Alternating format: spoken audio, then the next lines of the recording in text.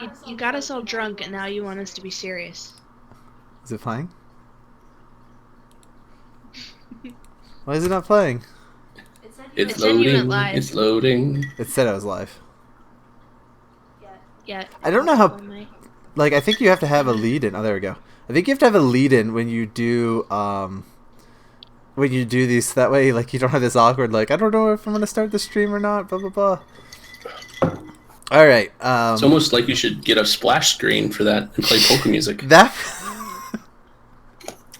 that's in the suggestion box. That's in the AkerTales suggestion box. Maybe next episode we'll have some polka. Whoop, whoop. Okay, cool. Welcome to episode 8 of the AkerTales, your favorite D&D podcast and top comedian playlist, or top comedian podcast on Jamie Kennedy's playlist. Cool. So I have a little... Well, one, sorry for starting late, but two, I have a little bit of an unconventional way we're going to start this, which is I'm just going to do this little... monologue here to kind of usher us out of the city so we can go do some cool things that aren't the city, if everyone's cool with that.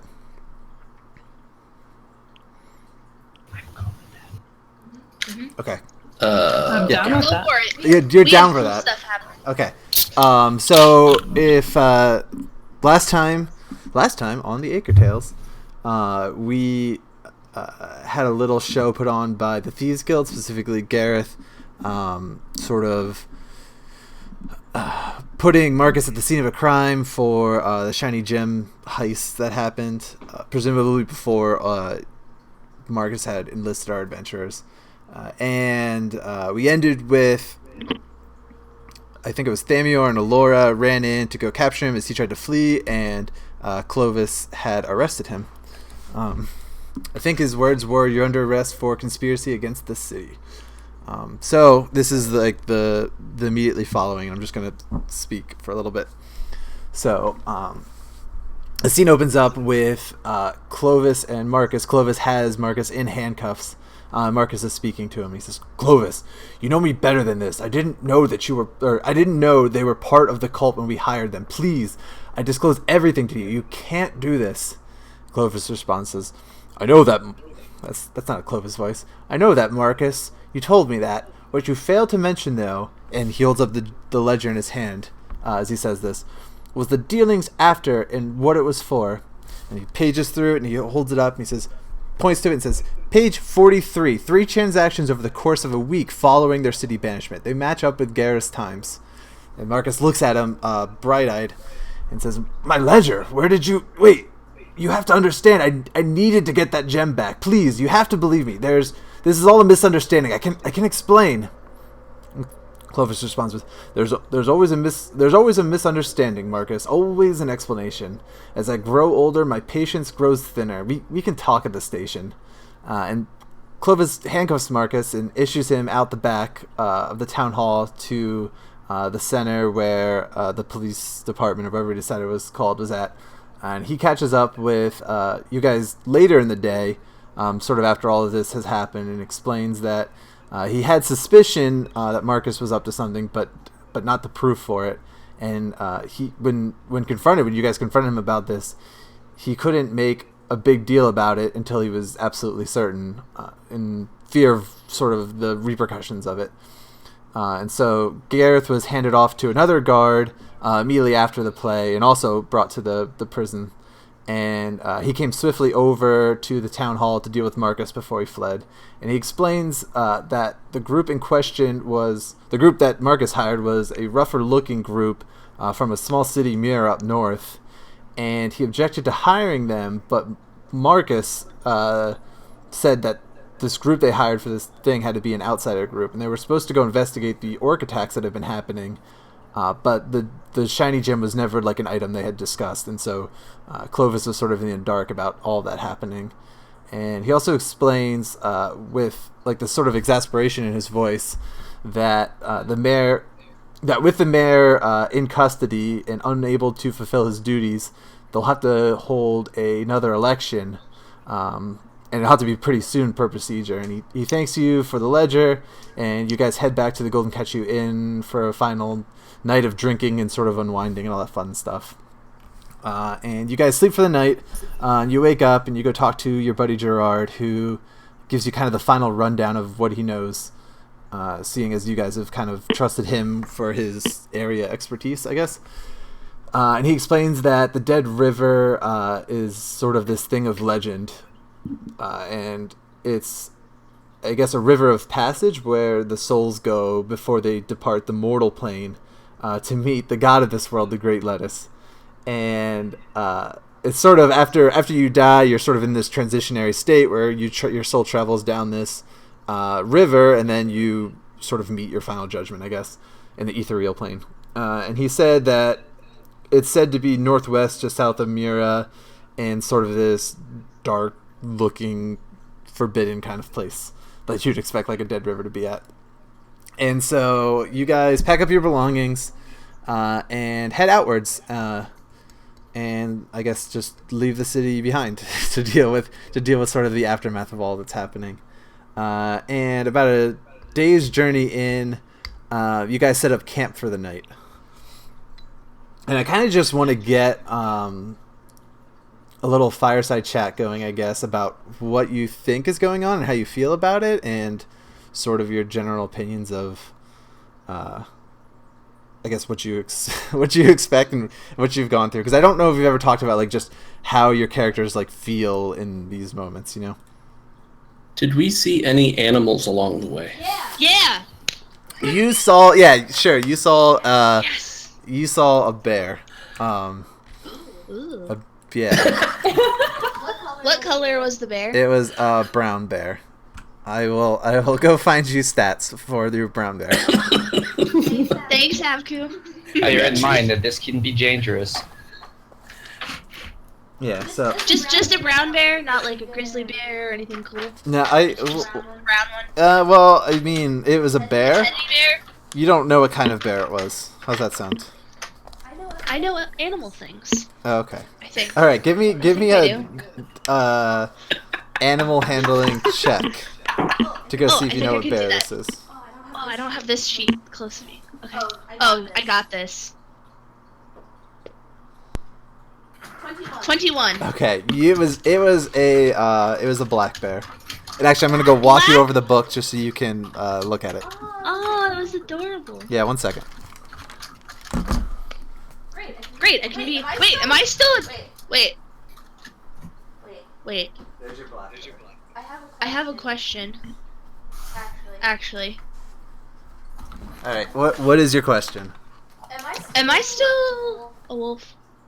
No, you're not. You went to bed. You guys had a full You night's didn't- sleep, so You didn't address that. I did not address that. You guys had a full night's sleep, so you're full That creepy HP. thing. I'm not that thing, right? You're the No. black bear block. This is Okay. black bear. I didn't make it into a spreadsheet because I wasn't planning on giving you anything. Thanks, Avku. Okay, so you guys are nestled around a fire, Do you need this back? probably drinking. No, you're good. Probably drinking and Celebrating the Great Lettuce Celebration Day.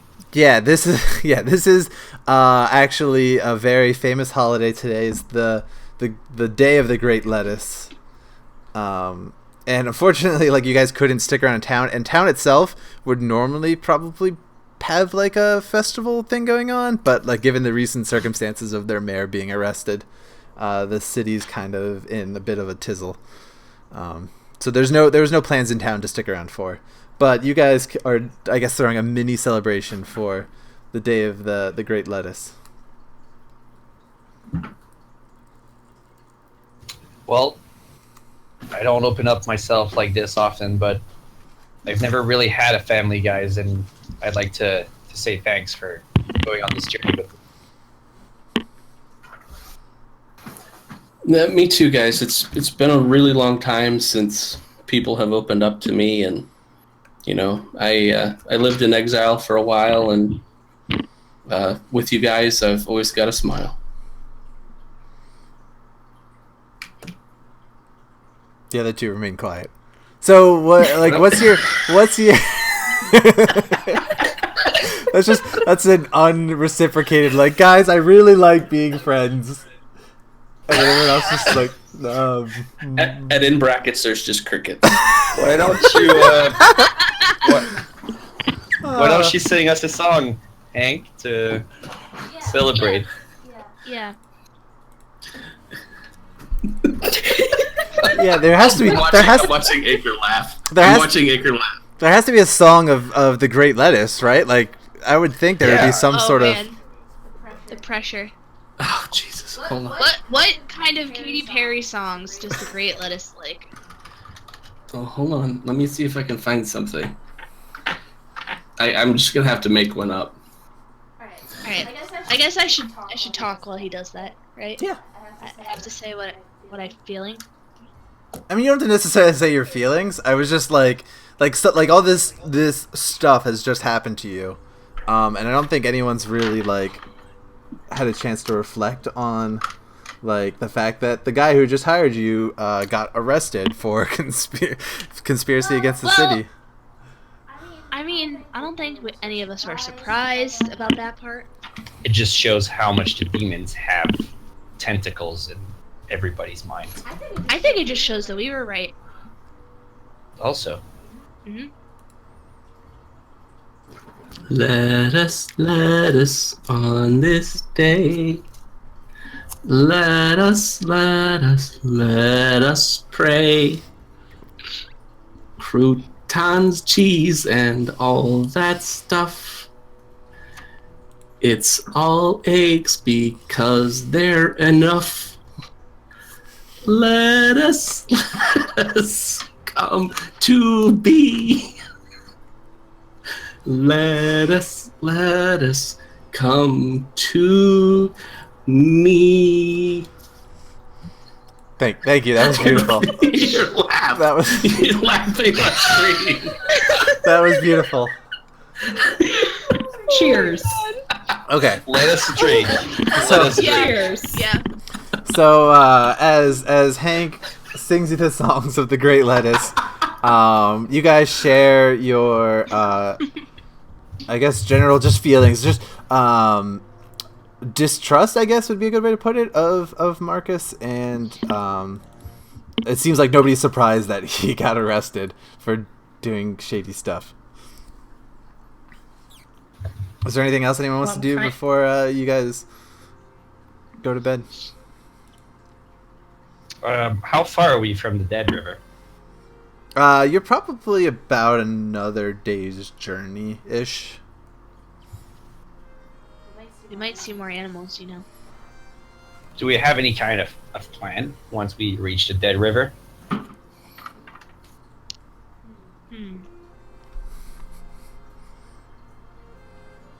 Cora, do you like me? Do I like you? Yeah, you're always so quiet. Well, I don't often share what I'm thinking. I am glad that we all made it out of the city and no one's in jail Anymore. anymore.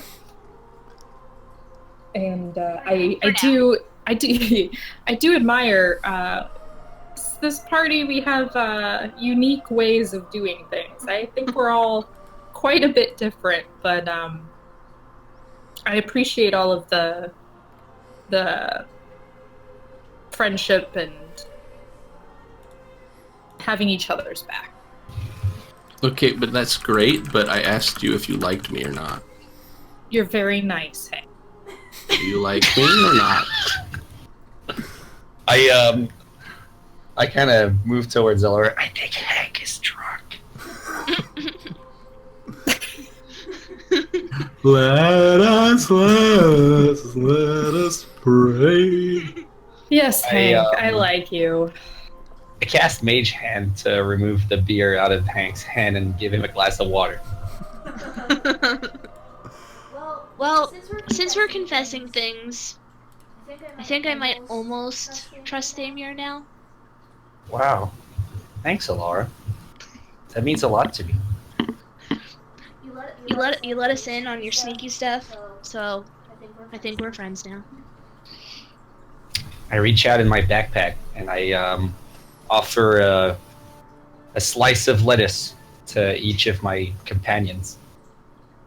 What kind of lettuce is it? Oregonian lettuce. Mm. Best kind. Delicious. Delicious. Thank you. Okay. Everyone shares the snack of lettuce. And one by one, I guess you guys all kind of fall asleep in order of drunkenness or something. And the next day you wake up and you embark back out on your journey. And you travel for a few hours and all of a sudden you start hearing this faint sound in the distance that sounds kind of like a baby crying, but there's like a certain shrill in its crying that makes it sound kind of non-human. I don't want to say like alien in nature, but like foreign in nature. Like it sounds very human-like, but then there's this weird distinction about it. And as you get closer, you find sort of this confrontation that's going on. And there's just two robed people in the same sort of cultist robes that you've seen many, many times now. And two people in different robes, in these bright blue robes. And they're having sort of this confrontation, like physical confrontation. Like they're actually like fighting right now. And like you hear it even louder. Like there's a baby there with them. What do you guys do? I start running towards them. Okay. And as you start running, they hear you, and one of the cultist robe people, I think they have black robes. Did we ever say what color robes they were? No. Okay, they're gonna be black robes. One of the black robe figures looks around and sees you sort of running at him. And in that moment, he goes and stabs one of the ones in the blue robes, one of the two people, and that one falls to the ground. And he stabs the other one, and then he falls to the ground, and they book it with the kid still on the ground. Am I in range to do anything? How far are we from these You guys? could probably sprint after them if you wanted. But you're probably about a good 150 yards out. Ooh, you know who could get there really quickly? A direwolf? Yeah. Tank Porter. Do you wanna ride my back now? I'd like to ride you. I was trying to say that sort of delicately, but it was too late. Okay. Okay, so you're shifting into direwolf form, and Thamior instinctively, now you guys have done this, just jumps on your back. Yep. And you're gonna chase after the two black cultists, the two black robed guys who ran off. Yes. Okay. Hank and Cora, what are you doing? I'm gonna use my my healing gloves to pick up the baby and heal it as I pick it up. Okay, so you're gonna run over to the child. Yes. All right, Cora. That was my instinct as well. Okay, so the two of you are gonna go after the child. The The Thamior. parents go for the kid, and the rest of us go, nope. Yeah, you're going after the Guys, adventure. the wounded, and the two bloodthirsty adventurers go to kill the guy that's running. Mm-hmm. Okay, cool. That sounds about yeah, so you guys sprint. It takes you a little bit, but you definitely make ground super fast. I mean, they're just guys on feet, and a direwolf runs much faster than people on feet. I don't really want to roll for initiative. But are you going to attack them? Is that your intent? Do we have to attack them? You can do whatever you want. Just whatever you want to do. Right there, criminal scum. Yeah. All right, they're gonna Let's go with that first. They're not gonna respond to that. Fuck it. Okay, I jump on them. Okay. Yeah, I would say you tackle them pretty easily, and they're nothing special in terms of things. So, just give me a dexterity check.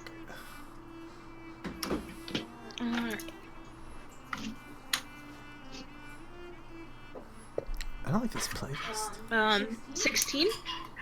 16. Okay. Yeah, you managed to you manage to tackle one and sort of pin him under you, and I'll say the other one continues to run. I will cast a ray of frost on the other running guy. Okay. To slow him down. Okay. Is that just to hit? Roll to hit? Yes. Okay. I believe. Yep. Roll it. Okay. Yeah. 10. 10. What do I roll it against? I think it was a check. Man, it's been forever since we actually cast Nothing. spells. It's versus your AC. Okay, no, so it doesn't hit. Okay. So you manage you cast Ray of Frost on him, and it probably like catches him a little in the foot, but he sort of staggers off a little bit and is able to run away. But you do have this one pinned under you right now.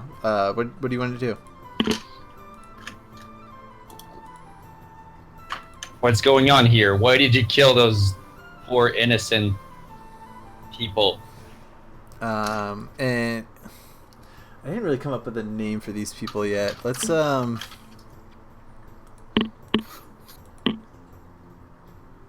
say the robed figure looks back at you and he says, "They're not people. They're scum of the earth."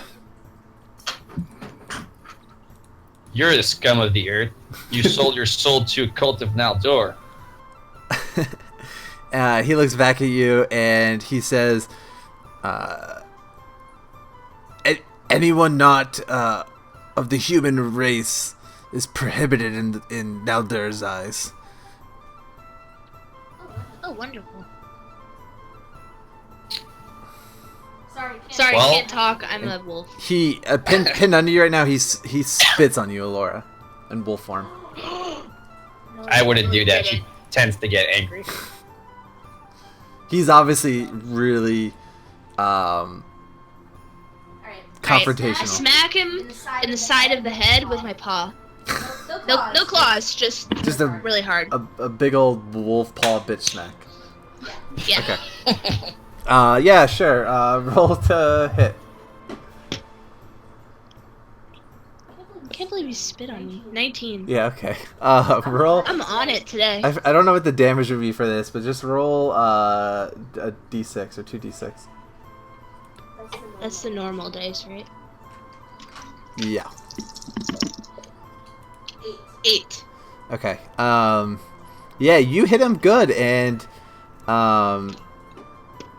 yeah, you can tell you sort of just kind of knocked the snot out of his head. Like it was a real good slug. Ew. I mean, not literally snot. I don't know what a better way to put it is, but yeah. And he looks back and he says, "I'm not saying anything. You can just kill me now." He says, "In suffering their salvation, I'm not afraid of death." Okay.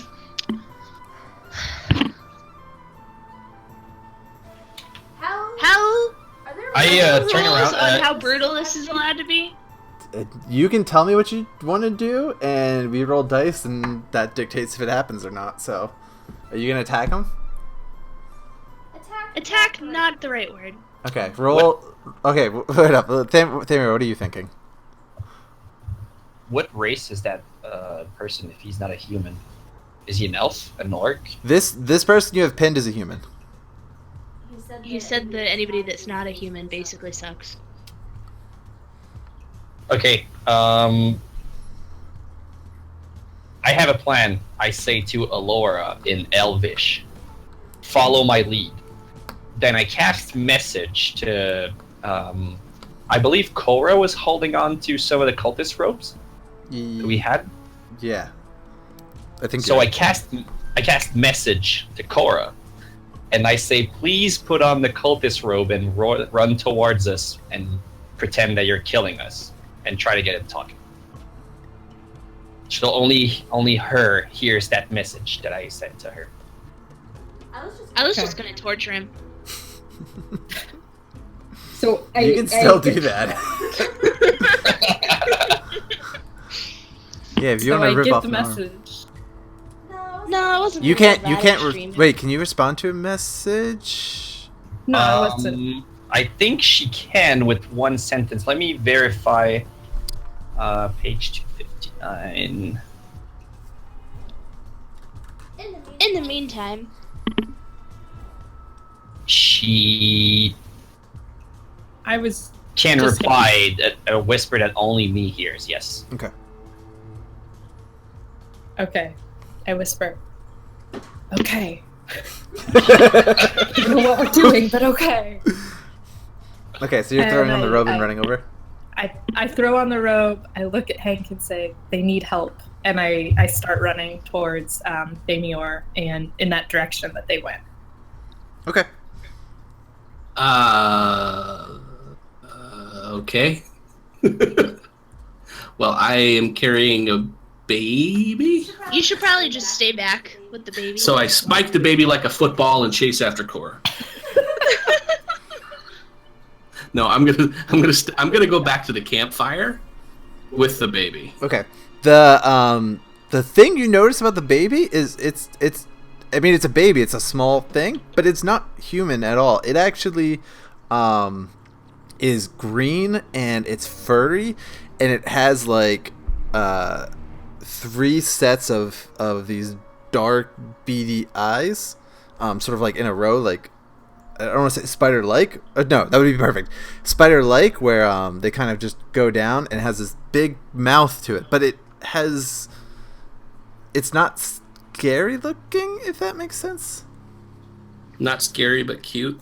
Yeah, like it's definitely foreign looking. Like you've never seen anything like this, but like so. Would you say that the baby is spoopy?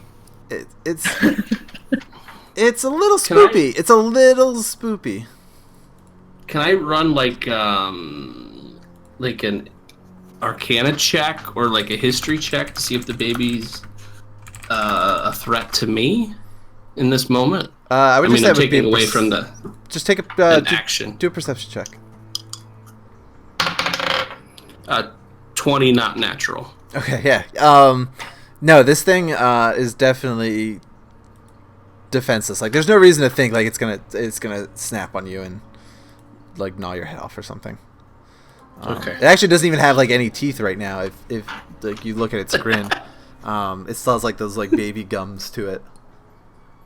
Okay. It's Great. just I love it's role just- playing, taking care of kids. It's so different for me. Yeah. Well, it's not really a human kid. So it's a little like this is a fantasy kid of a fantasy race. So I'm just helping you live out role playing in like a familiar territory. Totally different. I go back to the campfire and await the rest's return. I like gumball. Okay, so you are taking. Well, there's no campfire because you were traveling right now.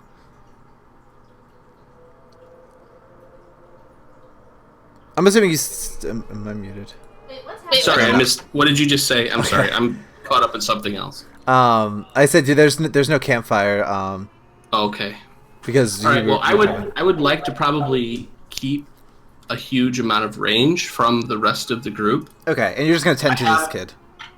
Yeah, I'm gonna sit where I am. I have a summoning stone, and Thamior has a talking stone, Mm-hmm. and Thamior has one too. So I'm just gonna sit where I am, hold the baby, and stay on guard. Okay.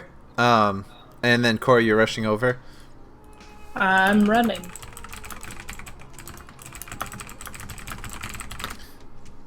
Okay, cool. Yeah, so I guess you just arrive in this robe and sort of throw your hands up, like, Thamior, like, what do you want from me? Yep. I think she's supposed Thamior. to kill him. I'm supposed to what? He wants you to kill him. I guess I recast. Yeah, I recast message and pretend to kill us. Oh, so I Friendly Us. guy. Whoa. I'm terrifying. Alright, so I run over towards Thamior and Alora, who is a wolf now, so this is harder to believe, but I pull out my sword and I put my, also not wise, put my back to the, well, okay. You have them pinned down? Yeah.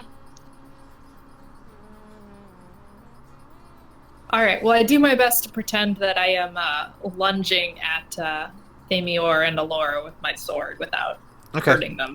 Okay, give me a deception check. Oh god, are you gonna accidentally kill one of us? Can I help her? Yeah, okay. So while she Cora does that, trips and Thamir dies. Yeah, I would say yeah, this I'm is like, I yell in agony, like, and I put my hand in my pocket to reach out for like in my disguise kit. I assume I have some makeup or something to just spill out some red stuff out, so Okay. it looks like I'm bleeding. okay. Absolutely. Roll deception with advantage. And Alora rolls her wolf eyes. Like, oh, 14. 14. Okay, yeah, you give a pretty convincing reenactment, I guess, or enactment of killing Thamir. And Thamir falls to the ground, and let's say this guy probably doesn't know you, and he doesn't know why there's another person like him here, but he looks at least a little pleased as pie to see like someone's trying to come to his aid. What's going on here? I ask. Who's trying to what's going on? I ask the other cultist. He looks at you and he says, "We have specific orders to get a Gengri child and bring it back." Well, where's the child? Yeah, why wouldn't he have the child? He looks at you and he said, the plan went south, but it's not over. I need you to get this wolf off of me. mm-mm. Not happening. I look at the wolf and I wave my sword in a menacing way. What's a menacing way to wave a sword like? I don't know. Watch the stream. What's You'll not be disappointed. I don't know.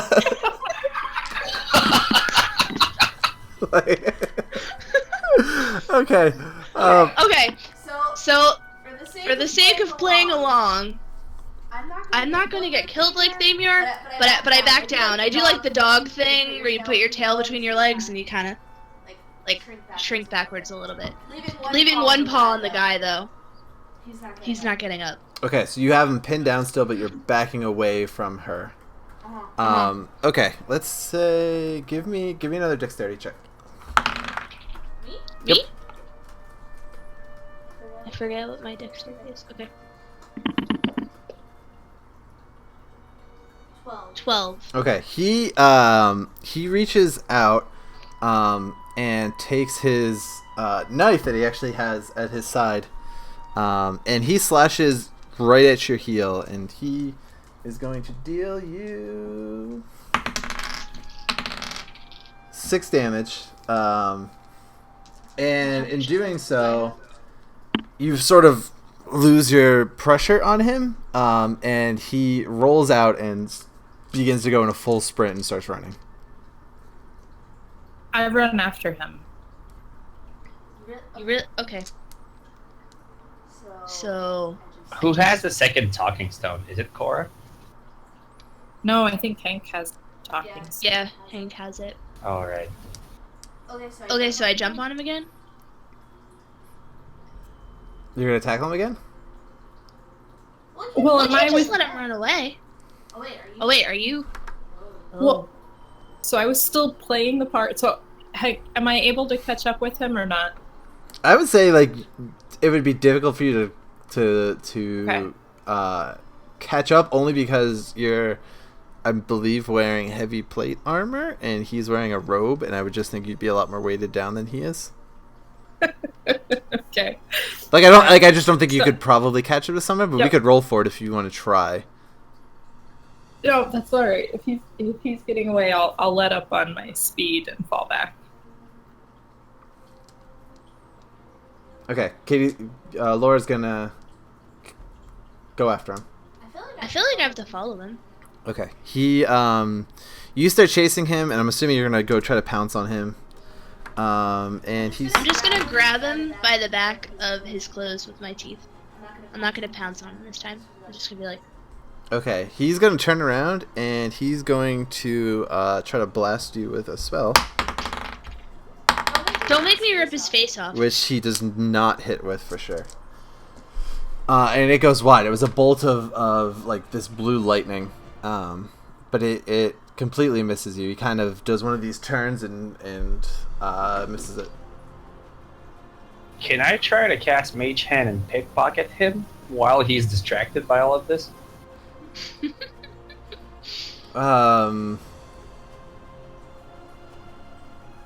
I guess I don't like. Would you? I mean, I don't know what we Mage would roll Hand for doesn't that. require any roll, so you could have me roll Sleight of Hand. Yeah, okay. Roll sleight of hand to go see. Like, you can definitely cast Mage Hand. We'll do You a sleight of can hand give me check, so- disadvantage since it's not like... Okay, yeah. Sleight of hand with disadvantage. Okay, perfect.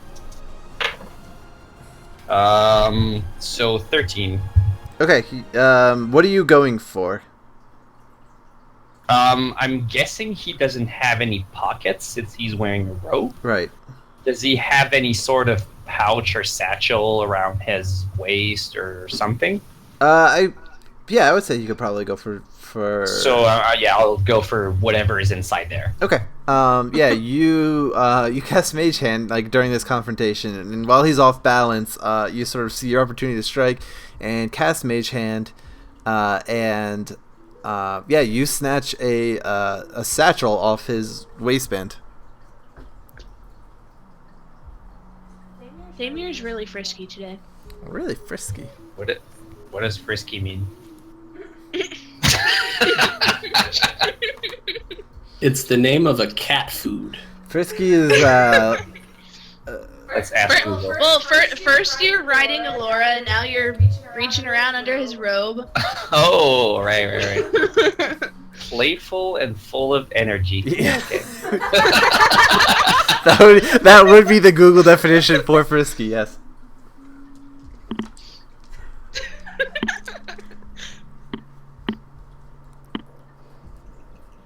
All right, so I bring this back to me with my Mage Hand. Okay. You open it up and you find a bunch of gold coins in it, probably about 7 gold coins. Nice. But nothing of note. Okay, well, Okay. You're gonna try to grab him again? I think I already have him. Okay. Yeah, so you grab him by the back of his robe. And as you're doing this and sort of struggling against him, he yells back to you and says,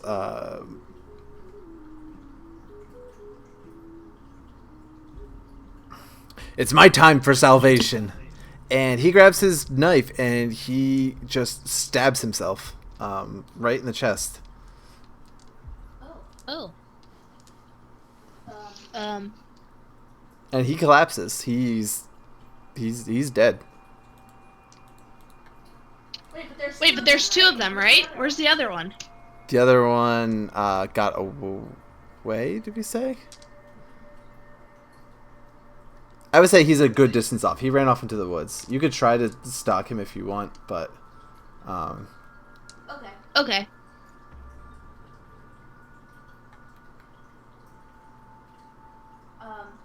So I just turn around and look at everybody like,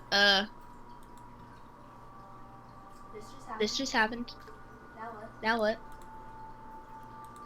Somebody decide something. I'm gonna go. So I'm gonna go back to where the 2 blue-hooded people were, and check them out. Because these cultists have such a disdain for non-humans. Now I'm very curious as to the other 2 blue-hooded figures.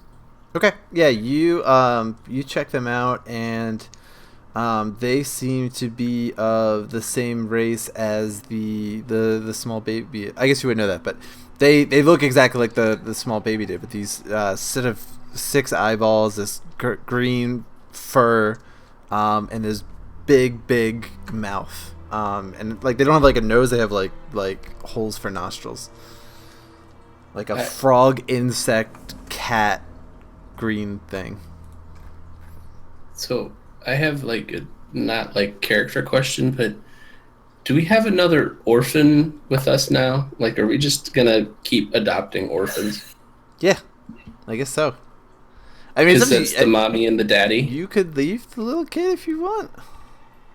Like we've got, I have thoughts. we have Thorn and a lantern, and we've got this baby whose parents was killed right in front of it.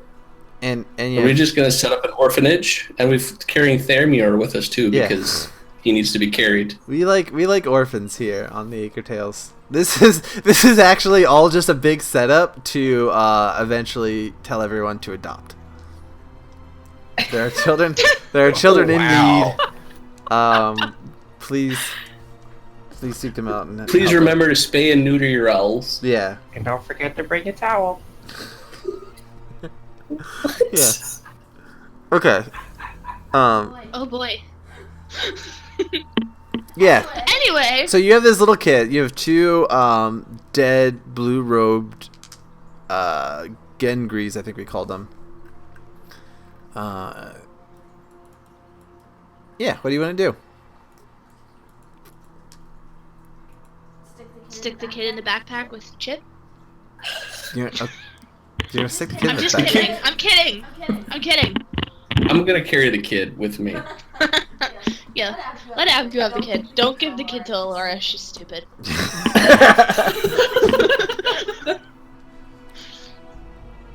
I mean, I'm not gonna do what my parents did because that would mean just dropping the kids in the Chaos Gate. I don't think that's a great idea. Yeah. I mean, it worked out for you. Look at you now. Let's run to the Chaos Gate and throw it in. Yeah, you're now an adventurer. So. Hey, I guess. Do we have any other... I mean, I'm not with the group right now, but do we have any other way of identifying this kid, either through its parents or through ability? In what way do you want to identify it? Like, is it naturally good or evil? Will it eventually grow into magical powers? Like... Look at Discord. Okay, let's say... Yes! Okay, let's say that you guys sort of convene together at this and are kind of just looking at this body and this. Is there kid. anything of importance on the other bodies? Let's say they have maybe. Actually, no. There's nothing of importance. There's one. They both have daggers on them. They don't seem magical in nature, but they do have like this intricate handle on them. Like they are ornate daggers, but not of magical inheritance. Okay, so two ornate daggers. Yep. Do they have any food for the baby or anything? No, they don't. Which is odd because the baby is so young. Maybe it eats cultists. What? I mean, looking at the physiognomy or whatever that word is in English of of the baby, what sort of food does that thing look like it would eat? Is it like a normal humanoid race? It probably wouldn't have any reason to think it would eat anything else.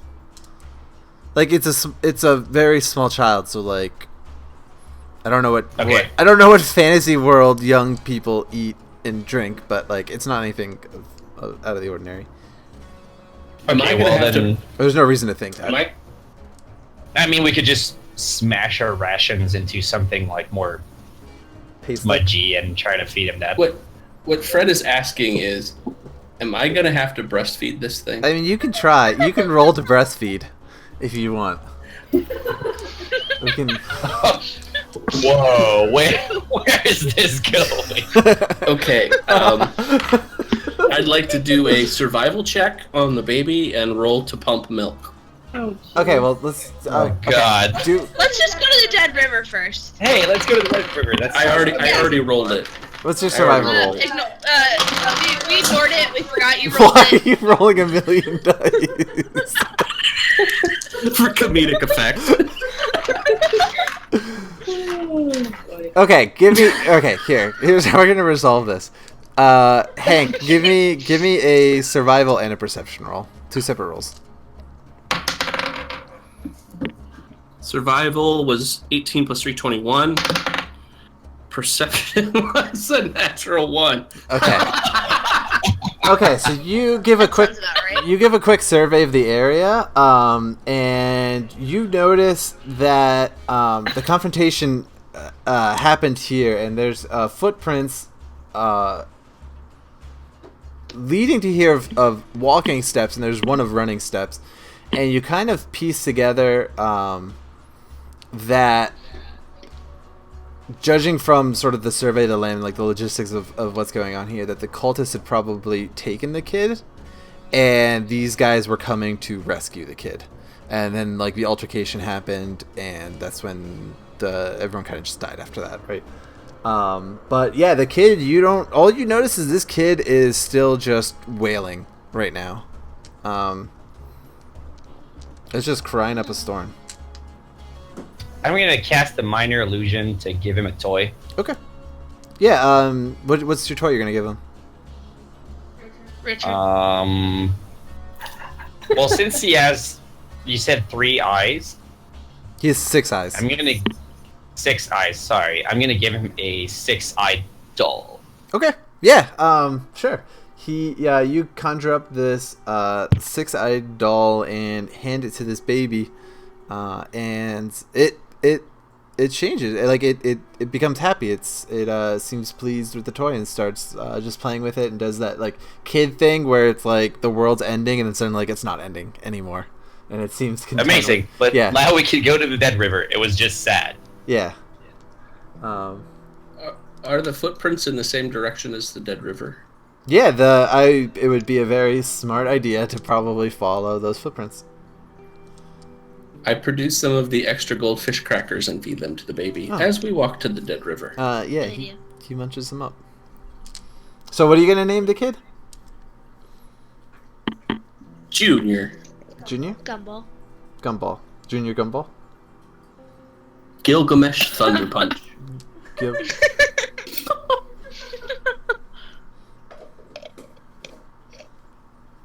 we have a name? I mean, for all I know, the baby already has a name. Okay. So you're just going to leave it nameless. I say we wait. Okay. I'm just going to refer to it as the baby then. Yeah. Okay.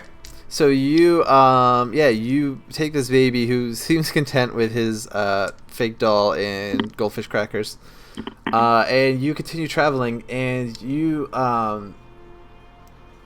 see it up ahead. It's this dark, sort of dead-looking area, and as you approach it, and this fits Gerard's description of the Dead River. Let's retcon it to Gumball. The chat loves it. Okay, yeah, we can retcon it to Gumball. Yeah, so you Gumball seems pleased as punch with you guys. It's like your natural Gungry dads and moms. But as you approach this opening, you see what looks kind of like a marsh with all these dead trees and mud, and I don't know what else is in a marsh, but marsh-like things. But there's 2 things that are very noticeably absent from it, and one of those is like a standing body of water that you'd expect at a marsh. Like it's besides this mud, it's dry. There's no like flowing water. There's no like standing ponds or anything like that. There's nothing like you'd expect to see at. Let me guess. No animals. There's no animals. That's the second thing that's here is there's a noticeable lack of like anything living around here. Not only like animals that you might expect to find on a marsh, like I don't know what's at a marsh, but like no crocodiles, no birds in these trees, no crows, no nothing. But like even the fauna is not there. Like there's nothing. This place is completely null of life. Does it smell? It probably smells pretty bad. Yeah, this is some rank place. It smells like the faint of like death and old people or something. So you said it was muddy? Yeah, it is. It is muddy, but there's no flowing Excellent water. time to be a wolf. I would like to do a perception check on the footprints that led us there to see if it leads us deeper into the muddy marsh. Yeah, sure. Yeah, we can do perception for that. 22. 22. Okay. So, you somehow, Hank is the survival guru of the group this time through. You probably like put your nose down to the ground and sniff a little bit and look around, and grab a little in your fingers and move it around. And then you see the footprints, and you sort of point. Everyone's just kind of looking at you, going into this complete survival mode. But you notice footprints, and you track them, and you find this hole in the ground, sort of off a little bit in the distance.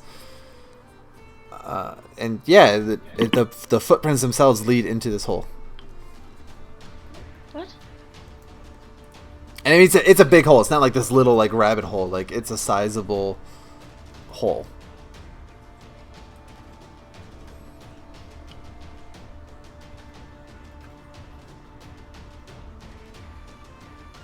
I'm carrying a baby, so I have to proceed with caution. Is it dark in there? It's yeah, you look in, and it's dark, but in the distance it does seem like there might be some light there. It's not a lot. It doesn't look like a large amount of light, but you see like this like dull flickering. Hey, Richard, do you want to go see what's in there? I dropped Richard in front of the entrance. If it's too scary, it's okay. You don't have to go. Okay, is he gonna go survey and then come back? Well, that's what I asked him to do. Okay. If he doesn't want to, it's fine. Yeah, okay. Richard runs in the hole, and you probably wait outside for like a sizable amount of time, like maybe like a few minutes almost. And you probably are a little nervous, just due to the fact you sent your rat in there and he's been in there for a little while. It's not a rat. Mouse. Sorry. Sorry. Mouse. Rude. And you probably are a little nervous about it, but after about 5 minutes or so, he does come back out. Hey, Alora, you can speak to him, right? Yeah. Okay. I change back into a person. And I need my spells.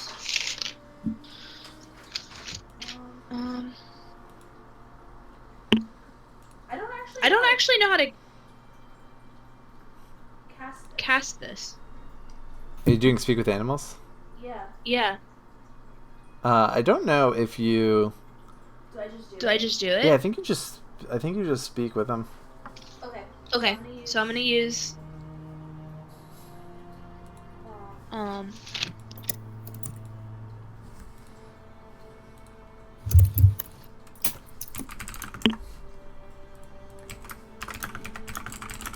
Sorry. Okay. I'm gonna use speak with animals, and I'm gonna ask Richard what he saw. Okay, I'm just reading it now. So it says, you gain the ability to comprehend and verbally communicate with beasts for the duration. The knowledge and awareness of many beasts is limited by their intelligence, but at minimum, beasts can give you information about nearby locations and monsters, including whatever they perceive or have perceived within the past day. You might be able to persuade a beast to perform a small favor for you. Okay, so you talk to Richard. What are you going to say to Richard? I asked Richard what he saw. Okay. He says there's tunnels every. What's a good Richard voice? I feel like a mouse has to be squeaky. I really can't do squeaky voices. I mean, I'll try, but this might go badly. No, I can't really do a squeaky voice. Okay, really, really deep, not mouse voice. I think I did that last time, and you told me that was not a good mouse voice. Just use your female voice; it'll do the trick. Okay. We could just get Richard on stream and have him do them. Yeah, that's what we should do from now on. Is just get Richard to do all of the Richard annotations that happen. Okay, come on, Richard. Here's my attempt. Man, I hate character voices.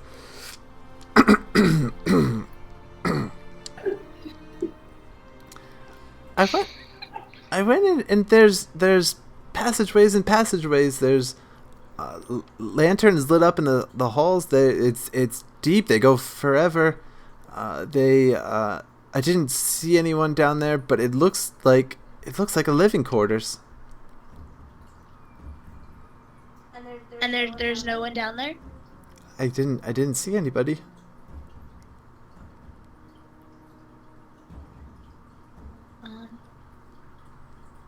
Okay, so guys, he said that there is a lot of like passageways, and it's all lit up by lanterns, and it looks like a living quarters of some kind, but he didn't see anybody down there. You should. Was it a living quarter of a person or something smaller than a person? It reminds me of the Gendry child, Gumball. It reminds him of Gumball.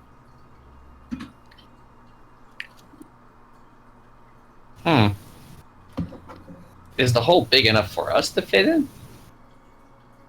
Yes, the passage. Right, she said make it softer. Yes, the passageways. They're 10-foot ceilings. Oh. Yeah, we can fit. I say we should go take a look. I don't know what you guys think. Thank you, Richard, and I pat him on his head. He looks pleased. I give him a little piece of lettuce. And he chews. Good job, Richard. He chews away merrily. Okay, I have a plan. This is gonna be terrible. I go in like the main foyer of this big cave system, and in one hand I hold a bunch of goldfish crackers, and then I pinch the baby to make it cry. What are you doing? Wow. Okay, wait up. So you are gonna... Okay, are you telling everyone that you're gonna go in alone? You know, I could have just canceled the illusion if you wanted to make him cry. Wait up. So you're gonna tell everyone, trust me, I got this, and you're gonna go inside the cave alone with the baby. Yeah, but we don't follow him anyway. Okay. Or at least I do. Yeah, I followed too.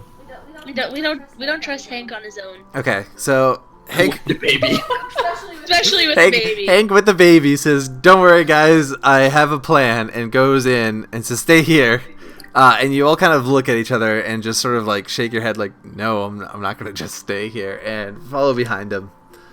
And yeah, you get to the middle. You guys travel downwards, and it's sort of this long, winding corridor, but it does open up into this big underground... I don't want to call it a lair, but like this big underground like quarters, and there's hallways and rooms, and you come in, and it's actually like this big common room, and the ceilings are actually kind of really high here, and there's a bunch of branches that go off to the sides. Okay, and you're just gonna go stand here and pinch the baby and make him cry and see what happens? I'm gonna let the baby cry for like 3 seconds. Okay. And then I'm gonna feed it goldfish crackers again. Okay. So it won't cry anymore. Okay, you're gonna pinch the baby, and it lets out another shriek, like you heard before. And you quickly subdue the baby, but you start to after he lets out this cry, you start hearing these chitterings almost in the distance. They just sound like, and they get louder. And there's actually a lot of them. There's so many actually that it's tough to make out how many there are. And yeah, okay. Go ahead.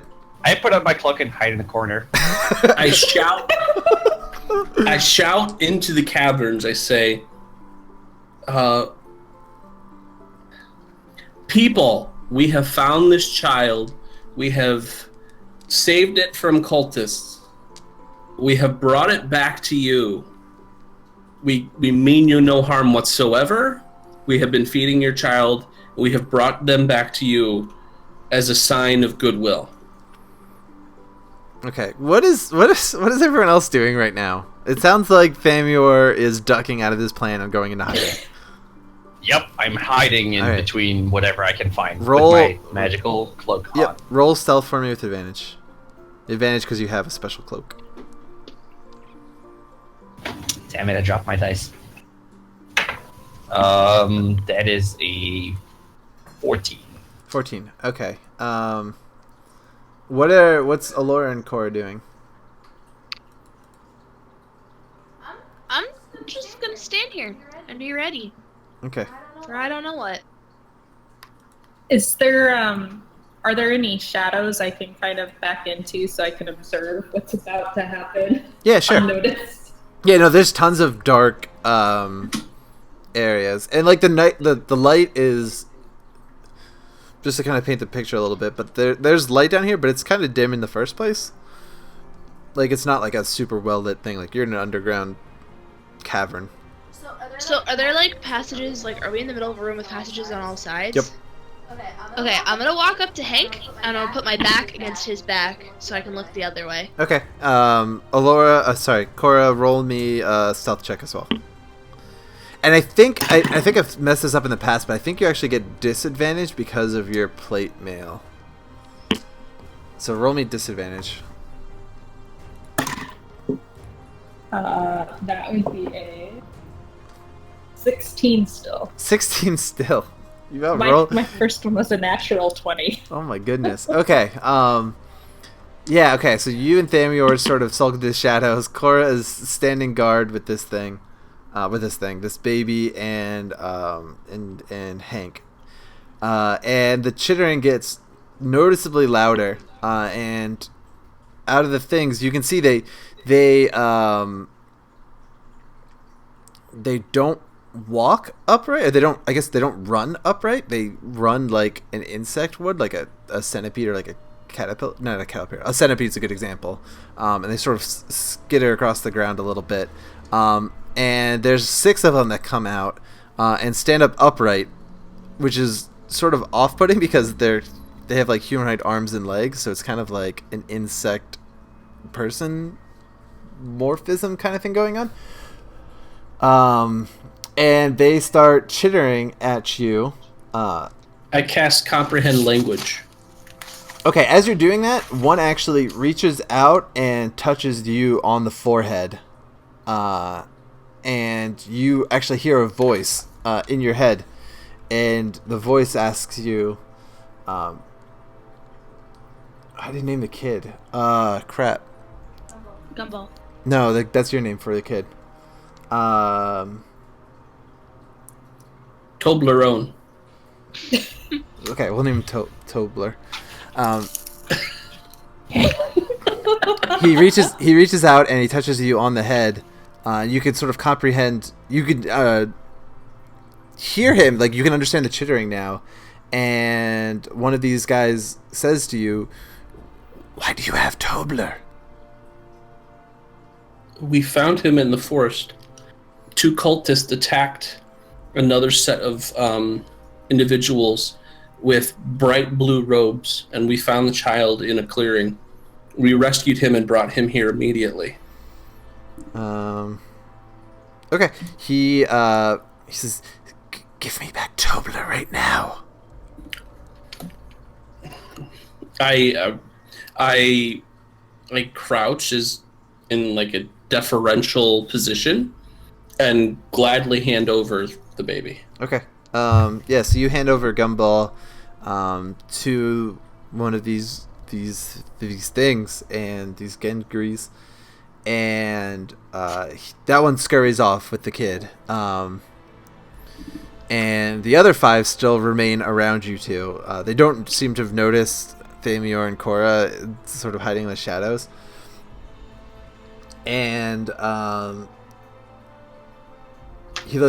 of them looks at you and says, he touches you on the head again, and he says, "You're not supposed to be here. You're not supposed to know about this place." Oh, we meant you no harm whatsoever. We were trying to return the child to you. And He says, "No human can leave this place and know of its existence." We are not humans. We are of elvish origin. Oh yeah, and we would be happy to leave. Whoopsies. Yeah. Okay. They can detect Korra if you want. No, they oops. Okay. They don't really listen to you at all. And they start to shackle you. Both of you. Are you going to resist at all? I'm going to absolutely resist. I'm sorry, I'm writing notes. I plead with them. I say, please, we brought the child back to you. We have no interest in broadcasting your existence to the world. We were merely trying to save the child, and now that we've done that, we'll be happy to leave. Okay. He looks at you again and he says, "I see two of you. Is there any more?"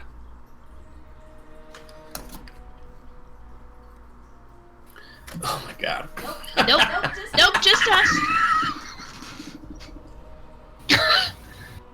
Ray, if someone asks you if you're a god, you say yes.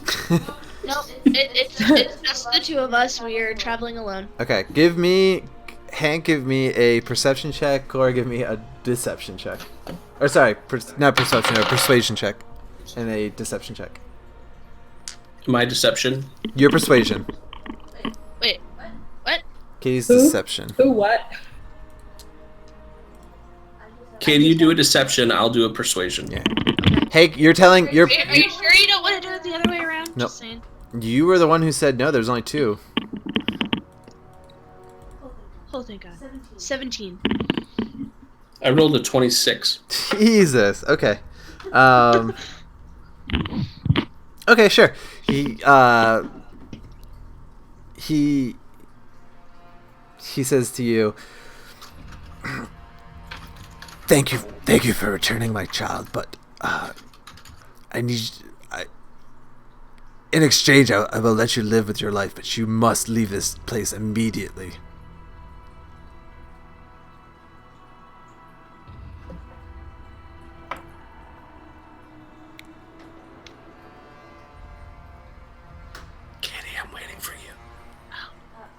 I'll just follow you. You lead the way. I go back. Can I get the lay of the land? Where are Korra and Thamior in this chamber? They're probably... And do we know the way out? You would definitely know the way out because you came in and like you've just kind of stepped foot in this this passageway. So it would literally be like you would do a 180 and walk out, and you'd get back out. They are off in the shadows. Are you guys together or separate? I don't know. Do I see her? Does she see me? Well, so you hid first, Thamior. Like, Cora, did you go to where Thamior's at, or did you go to a separate spot? I think I went to a separate spot. Okay. I wasn't quizzing you. We just didn't establish it.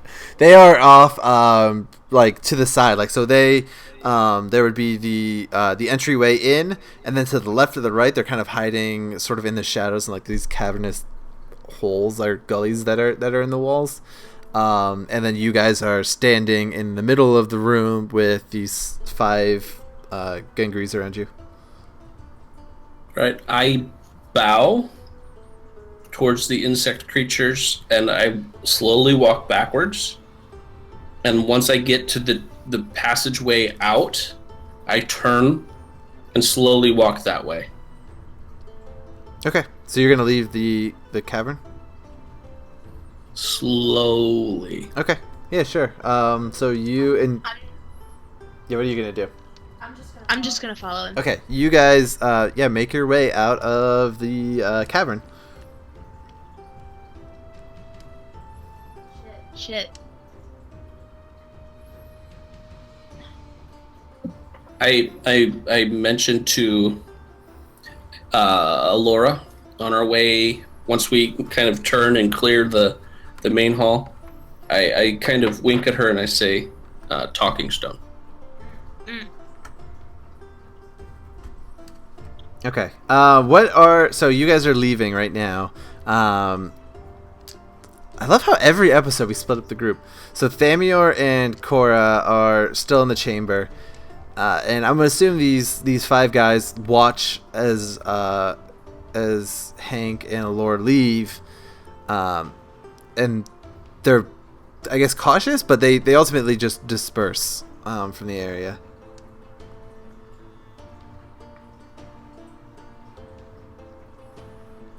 But So they've left the room that we were in. Yep. Can I make an insight check? I don't know why, but I have a feeling I don't trust these guys. Like, I feel like they're gonna try to kill their own baby or something. And I know I can't really. Yeah, we can do an insight. What they were saying. We can do an insight check. Can I just? Okay. I will. And I have a Fantastic 4. Fantastic 4. Okay, yeah, you try to discern whether or not they were going to cause harm to the child. But given that they're not speaking your language at all, they're just sort of chittering. It's tough to make out whether or not it was gonna, like, what their intentions were.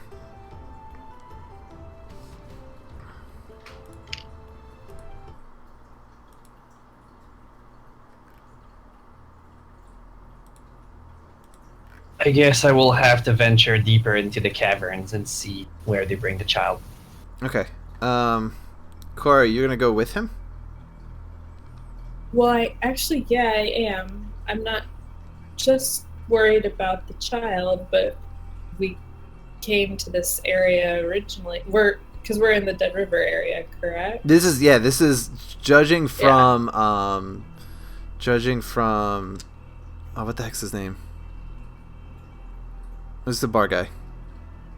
Gerard. Thank you. Judging from Gerard's description, this sounds like what he was talking about, but just there's no river here, like you'd expect at the Dead River, with all the flowing souls and all that fun stuff. There's noticeably just not that here. But he talked about it being in this location. He talked about the area sort of being dead. But yeah, there's no river. So I want to check it out a little more and see what else we might find. Okay. So I'm with Thamior. Okay. Yeah.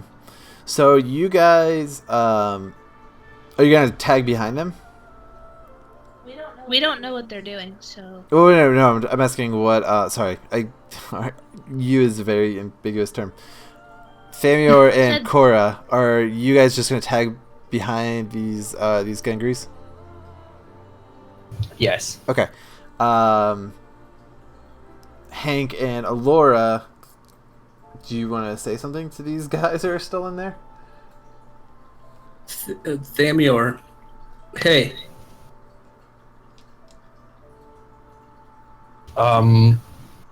Is It's the me. talking stone doing some noise when he talks? Or is it something that's turned on and off? It's definitely not something that's turned on and off. I think what we said was anytime you held your hand to it, like used like a walkie-talkie, it would be audible in the other one. But I would say it's not like out, like you're not holding it, so it's probably muffled by whatever you're carrying it in. David, please contact me back. David, you still hit him. Like, I just go like, shh. Transfer on, it'll be 9:50.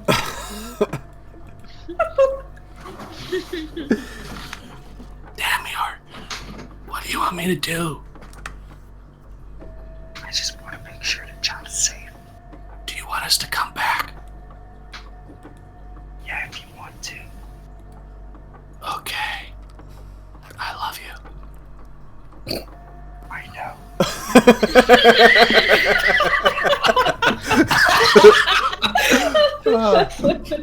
Okay. Yeah. So you talk to them. Establish they're gonna go deeper in. You're gonna go back in and sneak in.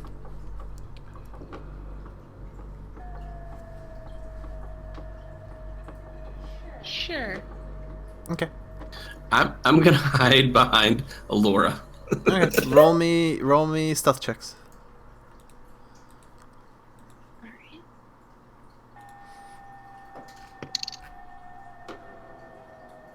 All right. 20. Oh, crap. 19. Jesus, you were the stealthiest group ever. Okay. Yeah, you make your... I don't think we failed on like a... I guess it's not really a fail, but I don't think we've had a low stealth roll yet in any roll we've done. Yeah, you guys make your way back in and join the group. And you guys adventure farther into the cavern. And you notice that it looks kind of like a big hideout almost, I guess would be a good example. There's you pass through like this main corridor and you notice off to the sides that there's these living quarters, and you notice what looks kind of like a kitchen, and you pass by sort of like a training area, and you continue down, and you noticeably haven't found where this group have taken as kids, but you do go into this big hallway, and it's different than the other ones. Like everything's kind of been just mud and wood and like a mine almost, and just very dirty and rough everywhere. But you find a room that is not like that. It's not like the other rooms, and it's actually this I guess marble room. The floors are marble and the walls are marble floor, and it's noticeably out of place from the rest of the hideout, but it's connected to everything. Like this is definitely a room in the hideout, and maybe this is marvelous. Yeah, maybe most most interesting about the room is in the middle on a podium is this skull, this dark old looking skull. You better not take it for granted. Yeah.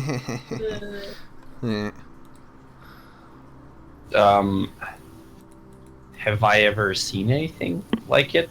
I mean, I've seen skulls, but It's a human skull. It's definitely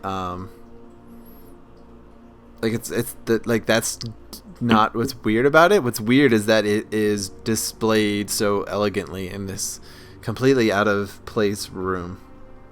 have I ever heard about such a thing? A skull You can kind give me of displayed in a room such as this, like in a marble room. Is there like a sort of ritual or sort of altar of a certain god that requires to have like a skull in a marble room in such a way? You can give me a Arcana check.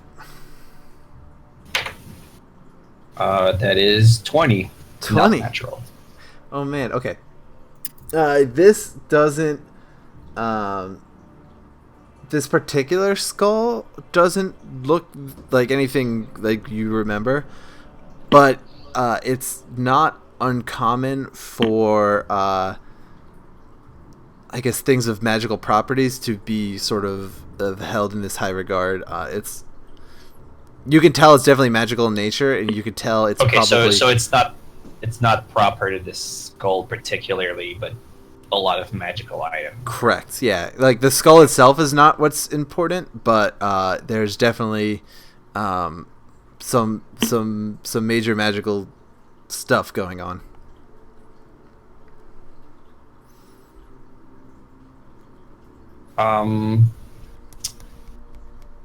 Was there a particular school of magic that I feel that this was attached to, like evocation or invocation, duration?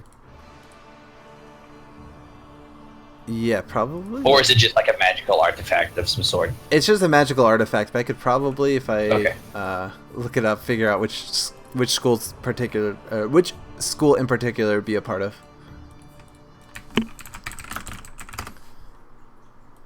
One second.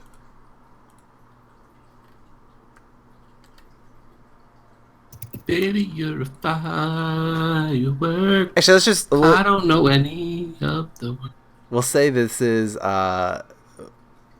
part of the conjuration school. Okay.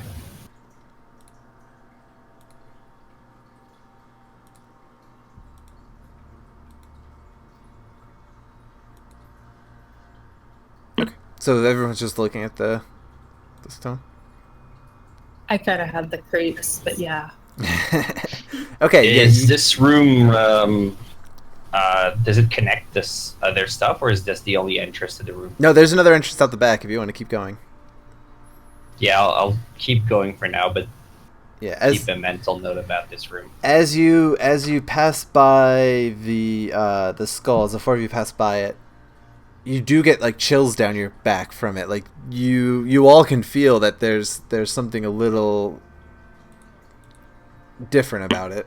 But yeah, you continue on, and you find what looks to be like the actual, I guess, nursing quarters or whatever. Like nursery quarters, like where they would keep their kids. And from a distance, you can see into the room. There's no doors or anything between all these rooms.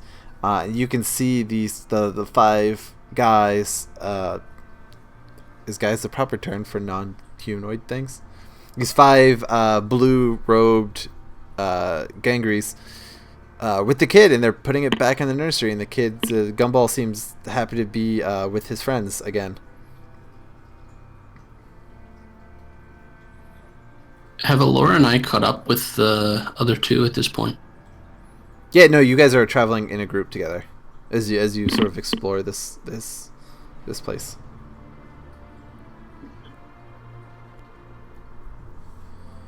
Well, it looks like they're putting the kid back in the nursery, so... Does anyone else wonder why they live here? Like, what if they have a role for living here? Do we hear some sort of river flowing as we progress deeper in the caverns? No, you don't hear anything besides the chittering of these gangries.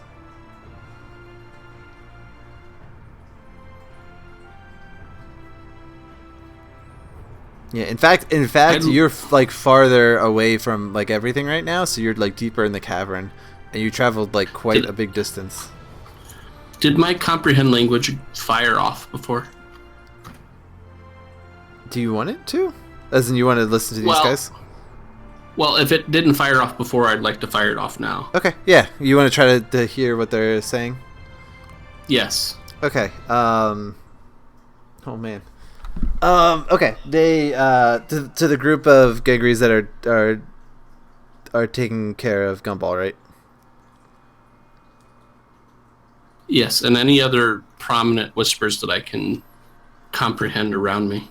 Okay. Yes, you cast comprehend language, and the five of them. That's not even right, right? There was one guy who went back with the kid. It wasn't the five of them. There's only one back with the kid. The other five dispersed. So there's one guy with the kid right now, and he looks at Gumball and he says, "Tobler, that was not the right voice. Tobler, I'm so glad you're back. Those things took you, but now you're back with us and you're safe." And he seems to be so cute. Yeah, he seems to be genuinely happy that that the child is back. But like, give me an insight check. I'm guessing just Hank, but we can't understand. Yeah, just Hank. Okay. Hold on. Scrolling and scrolling. 15. 15. Okay. You notice that it doesn't seem like it's his kid. Like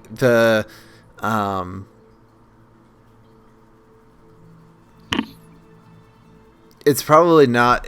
He's just one of the people in here. Like he's not like actually the parent to this kid, to Gumball. But he does seem genuinely happy and relieved and excited that he's back.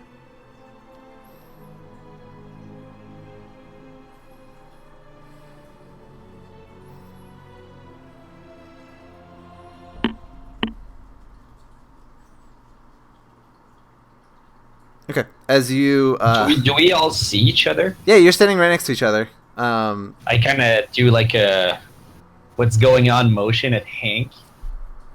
I whisper, this baby is in good hands. The well-being of the child is paramount and very important to the person. I do a thumbs up with my real hands. Oh man, your real hands. Well, yeah, you don't know. Maybe they have detect magic going on here. I don't want to cast a spell. That's a great point. Okay. So I then took my my 2 fingers and I do like a quick motion behind, like as in, are we going back? If we're all together, I'd like to whisper to the group if they think the skull is of anything of importance, or if we think it's going to help us in our quest.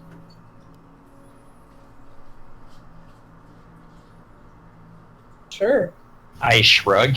I feel like this is one of those situations where if you pick up the skull, it's gonna be like booby trapped, and then we're gonna have to like fight him.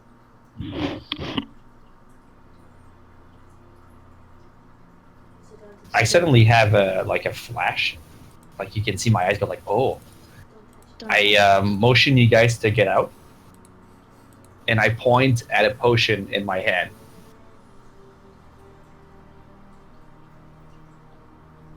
Okay.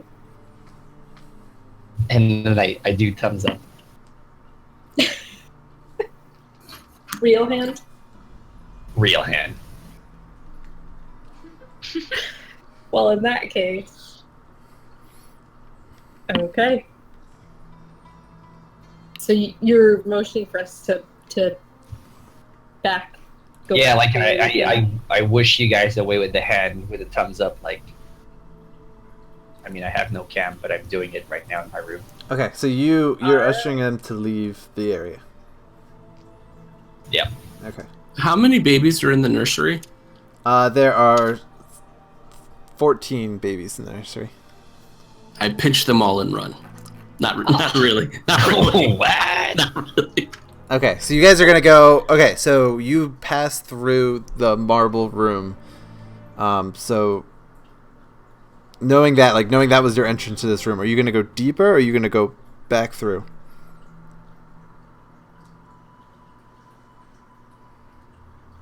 Oh, there's another way we could go deeper. Yeah, this keeps going. Oh.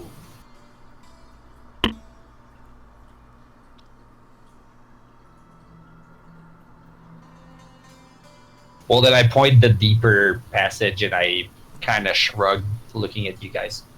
Okay. So We have to go deeper. we have to go deeper. All right, then I nod and I go deeper. Okay, as you guys pass by, Don't stop. I don't know what the right roll for this would be. As you guys pass by, roll me just a dexterity check. Everyone. It would be better if I took a d20. D20 is the 18. correct one. Yeah, I started with a d12 and I was like, that doesn't seem right. You're just at 8 to it, then you're at 20. 19.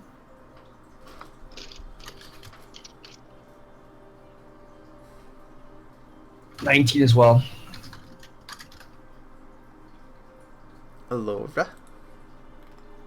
What am I doing? Roll a d20 Rolling a and d20. add dexterity. Sorry. Distracted. Where's my... Oh. 18. 18. Okay, yeah, you guys Wow. passed unnoticed. Yeah, you guys venture further into the cavern. Yeah, and you keep venturing past what was probably the nursery, and you get to what looks to be like kind of the captain's quarters. It's still made of mud and still like all these wood supports like a mine, but there's all these like knickknacks, like ornate things around the room, sort of decorating it, and you can sort of tell it's a room of more importance. And there's actually 3 of these Gengris inside this room. One notably with this, he still has a bright blue robe on, but it has this very like ornate golden pattern sewn throughout it, and this big white fluffy rim to the robe. And they seem to be chattering to each other. Can I understand what they're saying? Yeah, your comprehend language lasts for an hour once you cast it, right? Is that how that works? Yes. Okay. Yeah, they seem to be discussing between themselves about a dwarf and what to do with the dwarf, and that they had captured this dwarf and are trying to figure out what, I guess, what the game plan is, what to do with him.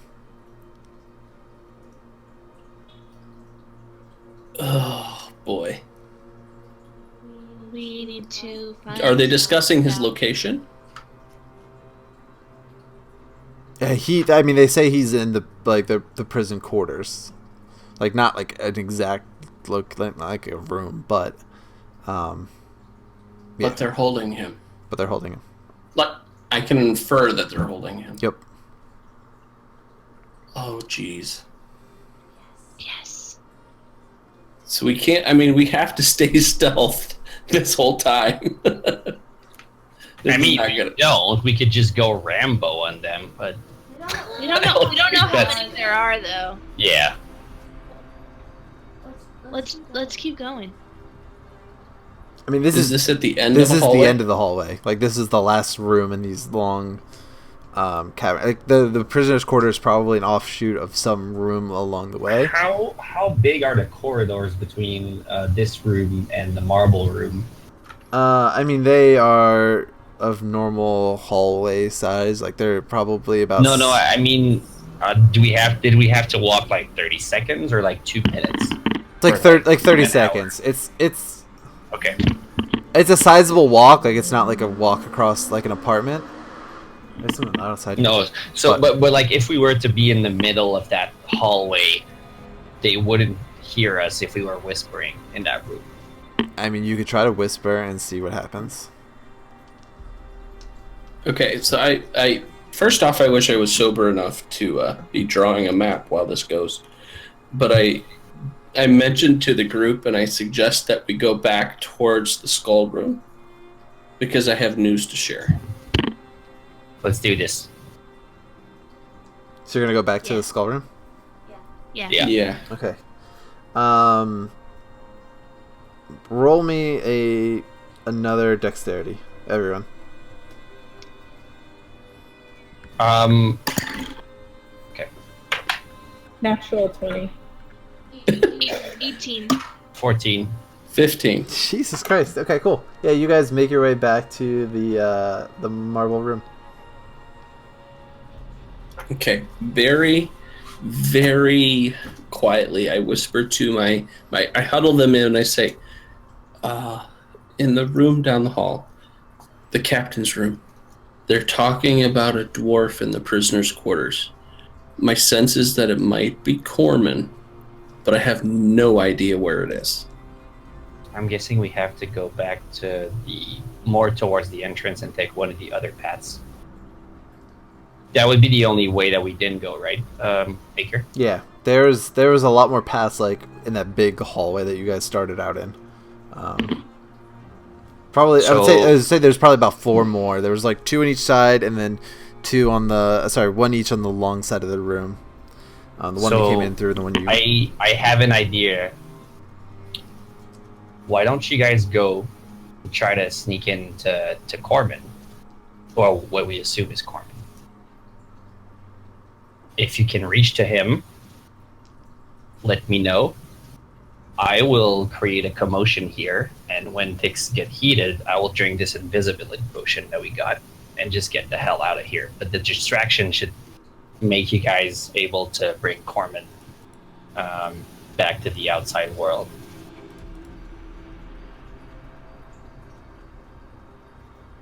Sounds like a good plan. Okay. Okay. And if you need to say anything to me, I have the talking stone. So if you guys, there's a change of plan and I need to come and help you guys, just let me know.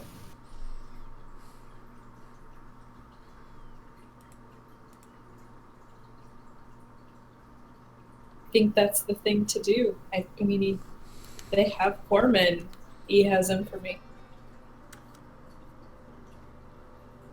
I nod to you guys and I go back into hide while I let you go. Okay, so what's happening? So I'm gonna stay here hidden while they're gonna go back to find where the prison quarters are. Okay. Okay. So you guys are gonna make your way to the front of the cave. Mm-hmm. Okay. As you make your way to the front room, the main entrance to this,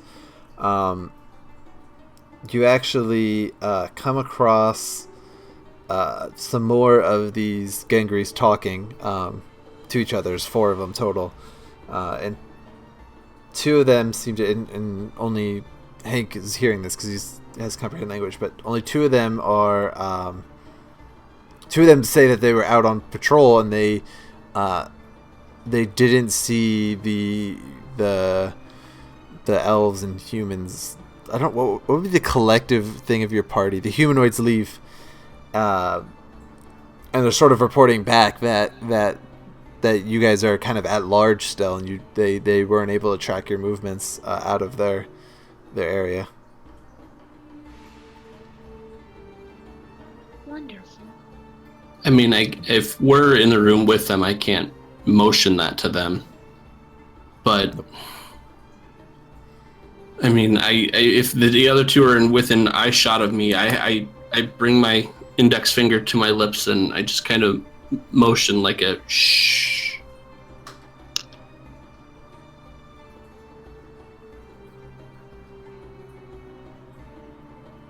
So there are 4 people in this room right now. Yep, and they are sort of besides us. Yep, and they're discussing sort of your whereabouts or your lack of whereabouts. Holy crap. Okay, so we're coming from... Sorry. As you stand there and sort of deliberate what you're doing, the 2 guys that were supposedly out on patrol turn back around and they go back out the front door and are given instructions to continue to look, and the other 2 head backwards, presumably to the captain's quarters, which is right in your path that you guys are in at this minute. I'm gonna jump to the left.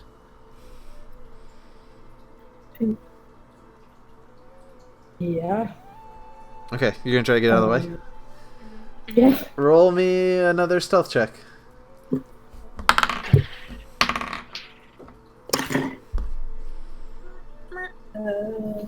And the luck is gone. 12. 15. 6. Okay. Yeah, so you Hank, you jump out of the way first, sort of knowing what's going to happen because you're listening to this thing. And instinctively, Cora, you see him do this, and you too jump out of the way. Can I get nervous and turn into a spider? Okay, wait up. Alora, you see them do this, and I'm gonna say you look at them and you say, "What are you guys moving for?" Sort of instinctively, not realizing what's going on, and immediately those 2 that were standing there perk up and start chittering, and they make eye contact with you,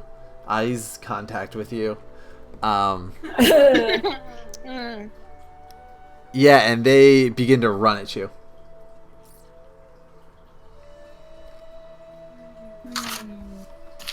Okay. All right. We've been avoiding this the whole night. I would like to Oh boy. I would like to cast Firewall in front of Allura. Okay. Roll for initiative. All three of you.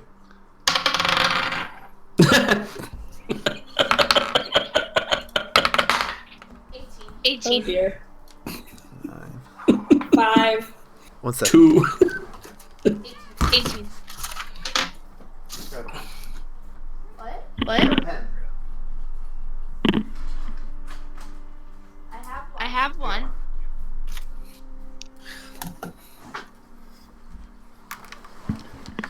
Okay, they rolled a 9 and an 11. They grab a book. Okay, so we have a 9 and 11 over here. What'd you guys roll? 18. What about you, Cora? 2. 2 for Hank. Cora?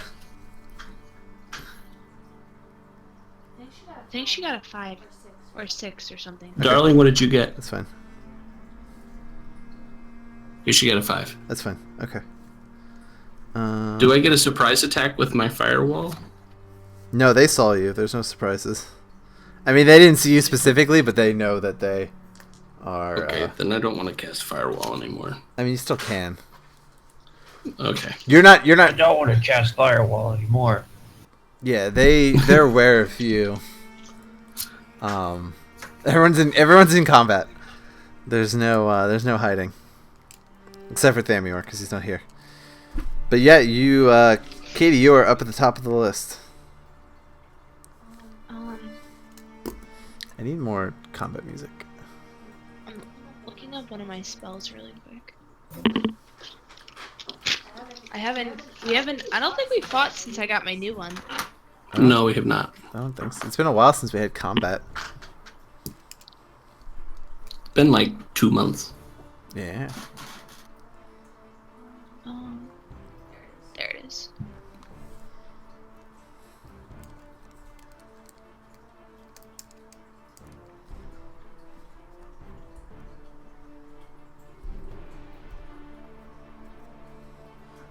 Okay. I am going to use Flame Blade. Okay. What does that do? Basically I summon a fiery blade that's the same size and shape as a scimitar. That's pretty cool. Are you gonna attack one of them? Yeah. Whichever one's closest to me. Okay. Yeah, roll a hit. Okay, wait, hold on. It says on here that if I hit, the target takes 3d6 fire damage. Okay, yeah, so roll the hit. Well, you need to know that, don't you? Well, you're gonna 16. 16. Yep, that is a hit. So yeah, roll 3d6. Oh, I actually need my third set of dice. I don't think that's happened yet. 1, 2, 3. All right. 14. 14. Okay, yeah, you brandish this fire scimitar and slash through the closest guy. Probably hit him right in the chest and deal him 14 damage. Okay, the one you hit is up next, and he actually reels back and he lets out this. I don't want to call it a scream, but like this big pulse of sound and energy from his mouth. What is your intellect? Actually, give me an intellect saving throw. Is what we'll do. How do I do that? There's an intellect on your character sheet. I have your character sheet up, actually. You have an intelligence of +5, so give me a d20 +5.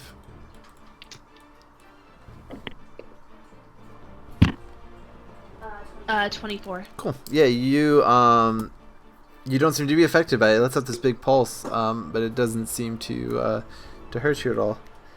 The other one runs up to you as well, and sort of slashes at you with these claws he has on his hands. What's your armor class? 16. And also, yeah, misses you. You jump out of the way. Next up in the order is Cora. Alright, I'm gonna take out my longsword and so one took the damage from Alora. Yep. Correct? Yep. Alright. I'm going to lunge at the one that already took damage. Okay. With my sword.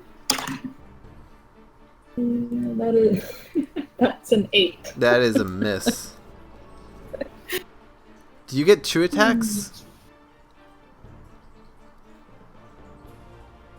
I do. I don't remember. I was asking you. Is that a... Oh, if I want to, I can. You just don't naturally yet get a second attack. I'm not saying you have to use it. I was just wondering if you got a second attack, because it's been forever since we did combat. I don't think we've done it all. I can since have you an leveled up. additional action, but I'm not going to use. Okay. Hank, you are up. Can you give me a lay of the battlefield? Are they like, what's the distance between everyone? I assume that you're all within like 6 feet of each other right now. You two are off to the side as you're able to dodge. They are sort of one's farther back. The one that no, they would all be like within hand combat, like 6 feet. Can I put a firewall around, like in a ringed diameter, around the two G words? Yeah, sure. G words. What are they called? Gengrees. Gengrees? Gengrees. Yeah, you can put a firewall on the 2 Gengrees. Yeah, I'd like to encircle them in that. Not a problem. I don't know what your spell does, though, to do that.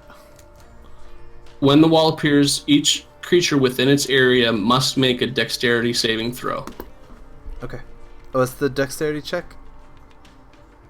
Yeah, it's a dexterity check. I don't know what I'm rolling against. That would be your spellcasting modifier. It's on your 3rd page of your character sheet. Okay. My spell attack bonus? Yeah, spell attack bonus. No, spell save DC. 14. 14, okay. I pass and I fail. One passes and one fails. The one that is not hurt yet failed. Okay, and then he takes 5d8. 5d8, okay. You roll. You want me to roll that? Yeah, you roll that damage. 1, 12, 13, 15, 21. 21 total. 21 points of damage. It actually takes 42 points. Oh no, it wouldn't take 42 points of damage, because it would have taken that from the fire brandish too. Actually, let's do that. It took double damage for both of those, so 42. Yeah, that guy falls to the floor, and yes, he lets out this awful screeching sound, like the baby screech that you heard in between the crying. He lets that out, and yeah, as he does that again, you hear this giant chitter around you. Would I understand what that is? It just seems to be like the rumblings of people. Like there's not, okay. There's not like any like specific thing that anyone's saying, but so for everyone else, if you pass into the wall of fire, when it's my turn, you may take damage, and any creature that's inside the wall of fire, when it's my turn again, will take damage, probably. So it's probably best not to enter it, and the enemy might want to exit it. Just as a heads up. Okay. Was the one that died the same one that I hit? No. Alora, you are up. Okay. I'm gonna go at the same injured one, the live one, with the fire blade again. Okay. Yep, roll a hit.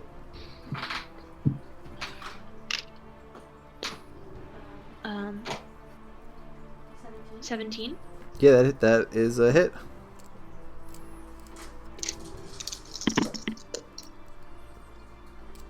Uh, 10. 10. He is visibly damaged, but still alive. After you do that, he's obviously hurting.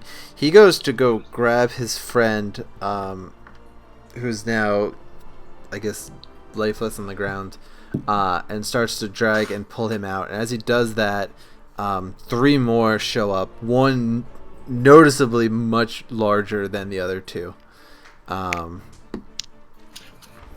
And let's roll the hit. They are attacking you, Laura. For 17. What's your armor class? 16. Okay. He, the big one is the one that's attacking you right now. He slashes at you with these claw-like things that are on his hands, dealing you 14 points of damage. Oh my god. Slashing damage. I don't know if that matters.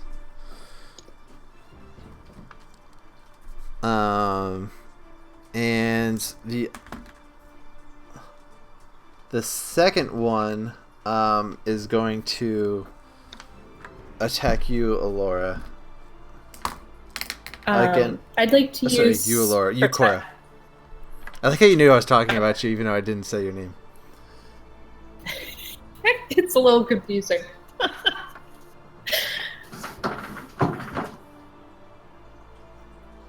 So he's attacking you, Cora. Mm-hmm. Okay. Okay. He does not hit though. And the third one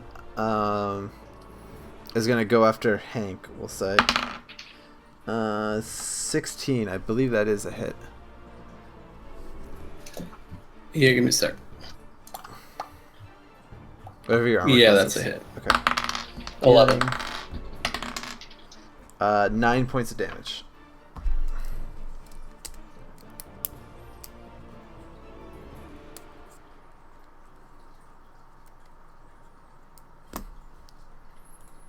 Okay. Cora, you are up. All right. All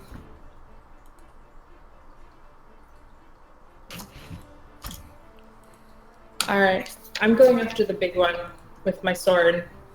Give it all I got. Yeah, sure.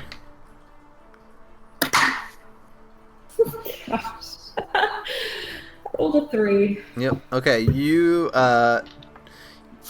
swing at him with your sword, and it connects, but it doesn't do any damage. He doesn't seem to be affected by it like at all. It like doesn't even cut him. Hank, you Well, are. that's embarrassing. Yeah, it wasn't your best showing, but A for effort. Hank, you are up. I would like to... Hold on, I need to find my stuff. I would like to fire at the one that's running away Okay. with my hand crossbow. Yeah, sure. So that's D20 to hit, D20 to hit. or D20 to hit. Do you have proficiency in crossbows? I do. Yes, it's D20 plus your dexterity plus 2. 10. Okay, yeah, you shoot a crossbow bolt, but it goes wide. and misses him as he drags his friend. Also, with my bonus action, Mhm. I'd like to heal Katie with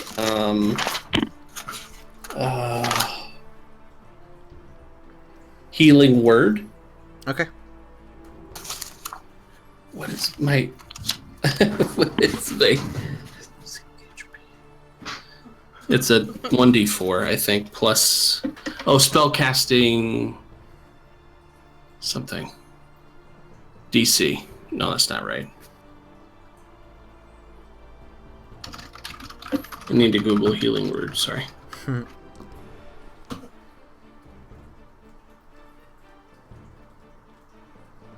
Spellcasting ability.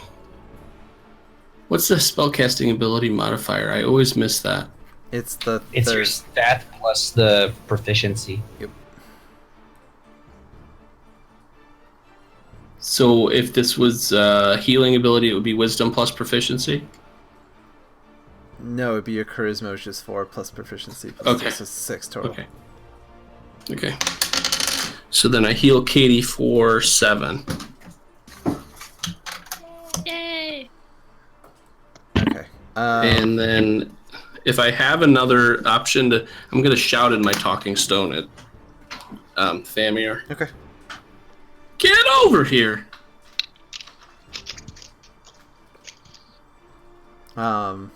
Yeah, as you shout, as you shout into your talking stone, it comes through on Thamir's end, and again, yeah, there's another chittering all around him as well. Uh-oh. Oh crap! Oops. You better It's run. Q's fault. It's always Q's fault. So I'm gonna do something stupid Yeah, go for it. and something smart. Is it the same thing or is it two different things?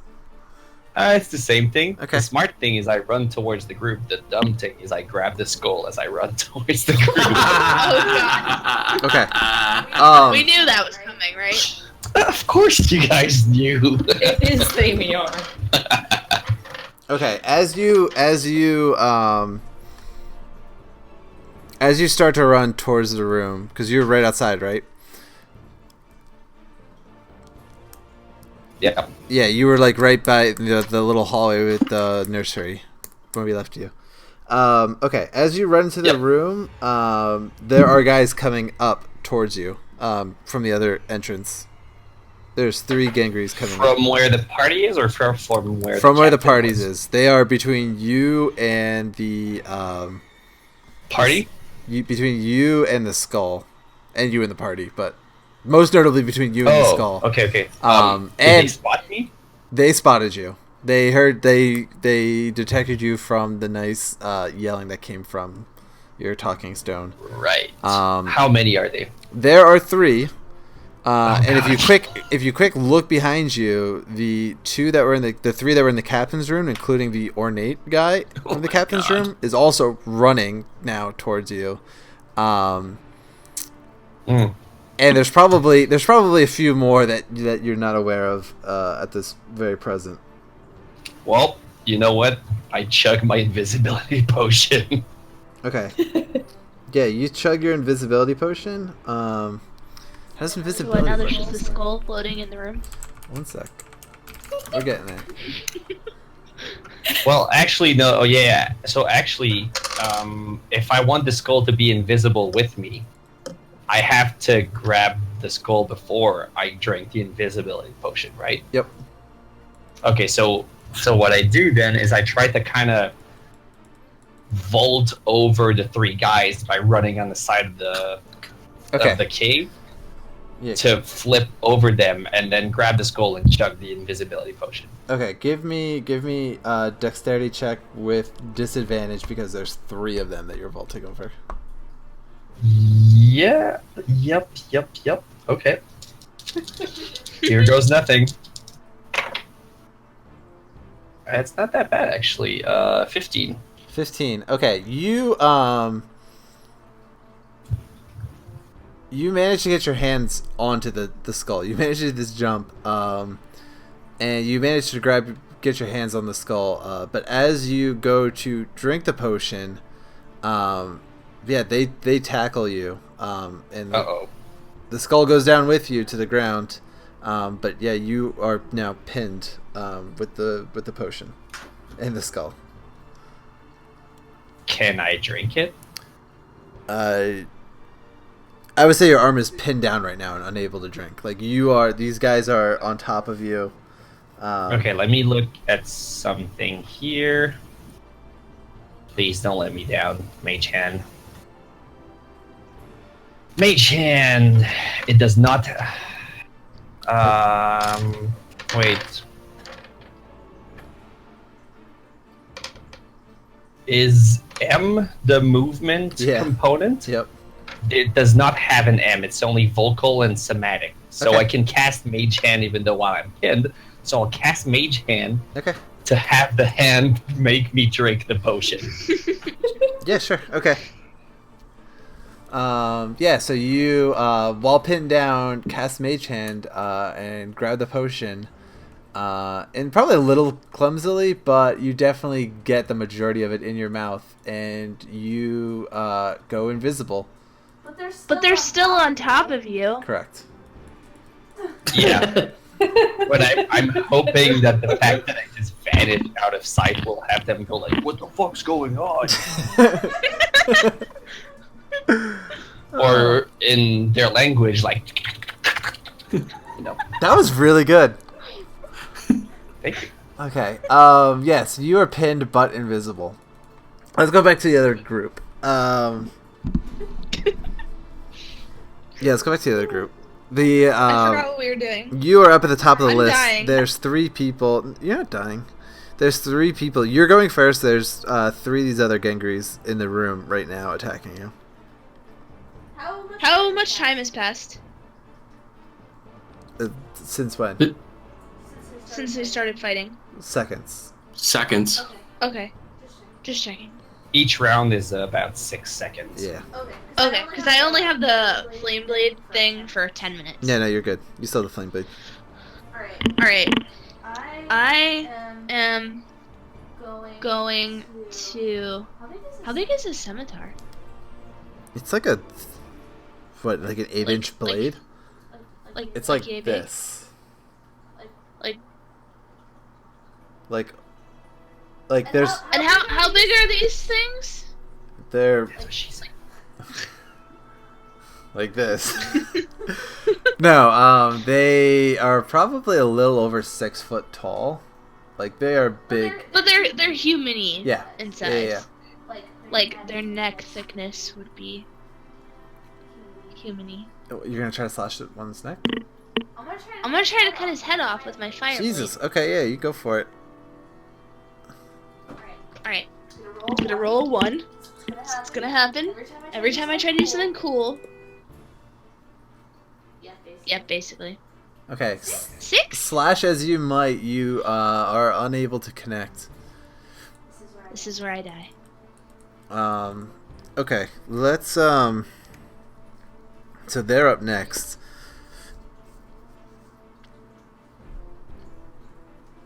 The big one now is going to let out another screech at you, Cora. I need you to make an intelligence save. Okay. Intelligence is not my strong suit. Oh god. Well, that yields me about 1. Oh, critical failure? Well, Or is it a negative? You got a 2 and it's now a 1. I had a 2, Okay. and I lost 1 from... Yeah, okay. So this thing lets out this screech, and your mind is immediately just filled with this sound. It sounds like someone's like letting off an air horn, but in your head. And you can't like think straight. Like this is like completely disorienting, and you kind of fall to the ground, like unable to sort of regain your composure. Guard number 2 is going to try to attack Alora. And it hits, dealing 14 points of damage. To me? To you. Uh-oh. And guard number 3 is also going to attack you. She's dead right now. Oh, she's dead right now? You collapsed? No, not yet. I'm about to be dead. Literally, if your guy hits me, I'm dead. He just hit you. How much HP do you have left? 2? Yeah, you take 7 points of damage. Yeah, you collapse the floor. Cora, you are unable to move right now, but you can try to break out of it. Okay. Just give me an intelligence save. Maybe I can do better this time. Okay. 30 minutes. Oh, hold on.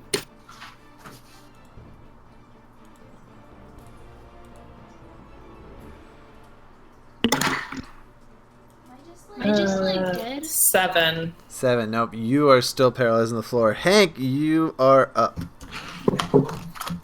Oh, man. I used up all my good rolls on the stuff.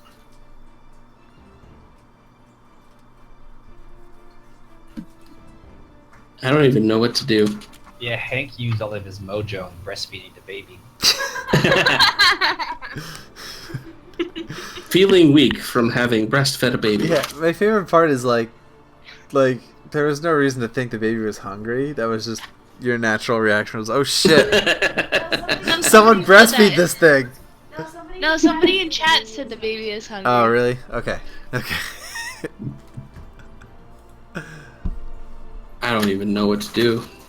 Like, we're all dead anyway. I will cast Dissonant Whispers on the Gangry boss. Okay.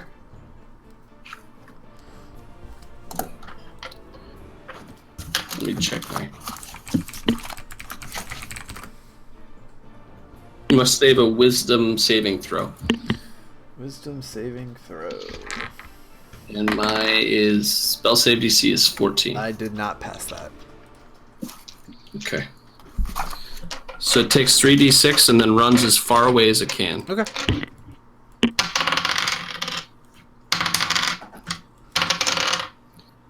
$14 damage. Yep. And then it runs. Okay, yeah, it wails and taken back by damage, runs out of the room. Okay, guard number 2 is up. He actually sorry, this is, you tested on the big one? Yes, it did. Okay. So guard number 2 goes up to you to attack. And rolls 17. Well, I have a question. Yep. We killed guard. There have been 5 total. 5 so total. far. Yep, 2 of them. Well, we killed one. Killed one. One got away with like no health. 1 is running away, and 2 are still in the room. And those 2 just hit Alora? Yeah. Okay. Clobbered her. Okay. Okay, so you they rolled a 17, so they hit. Dealing you 5. Dealing you 11 points of damage. Okay, now I'm dead. You passed out too? Yes. Okay. All 3 of you are. I'm just trying to figure out which one hit me. Alright, Chip jumps out of my backpack and kills all of them. No. So 2 of you passed out. Wait, One's incapacitated. I have a game question. Yeah. What if we all die? We just have to roll new characters. Credits roll, Figure out what baby. happens.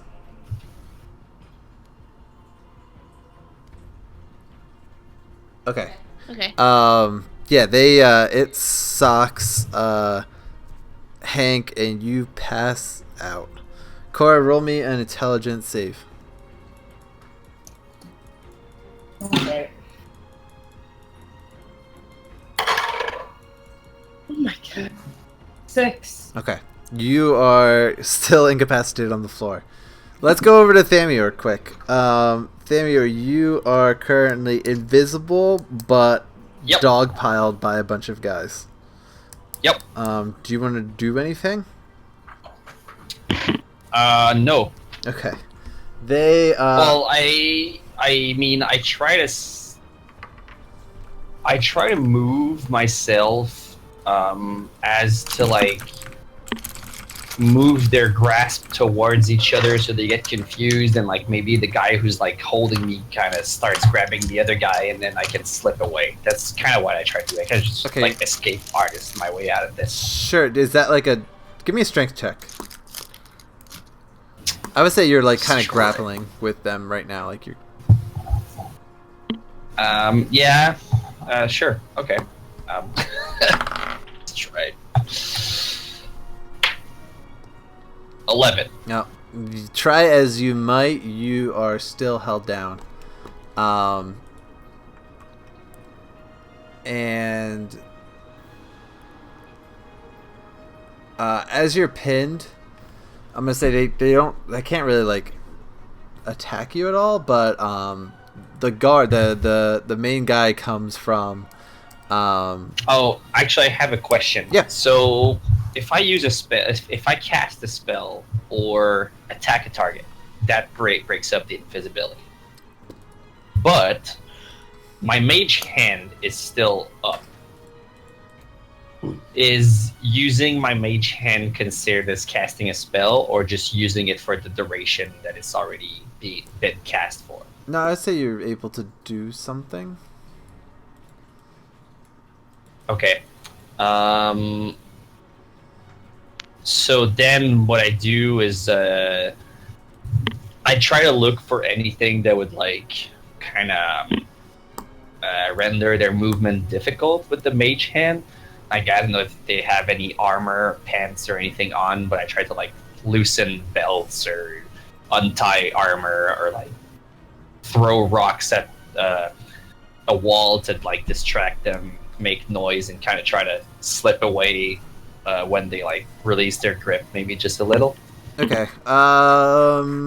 What the heck would that even? Just roll me a. It's like it's not really sleight of hand. Just give me a dexterity check. 17.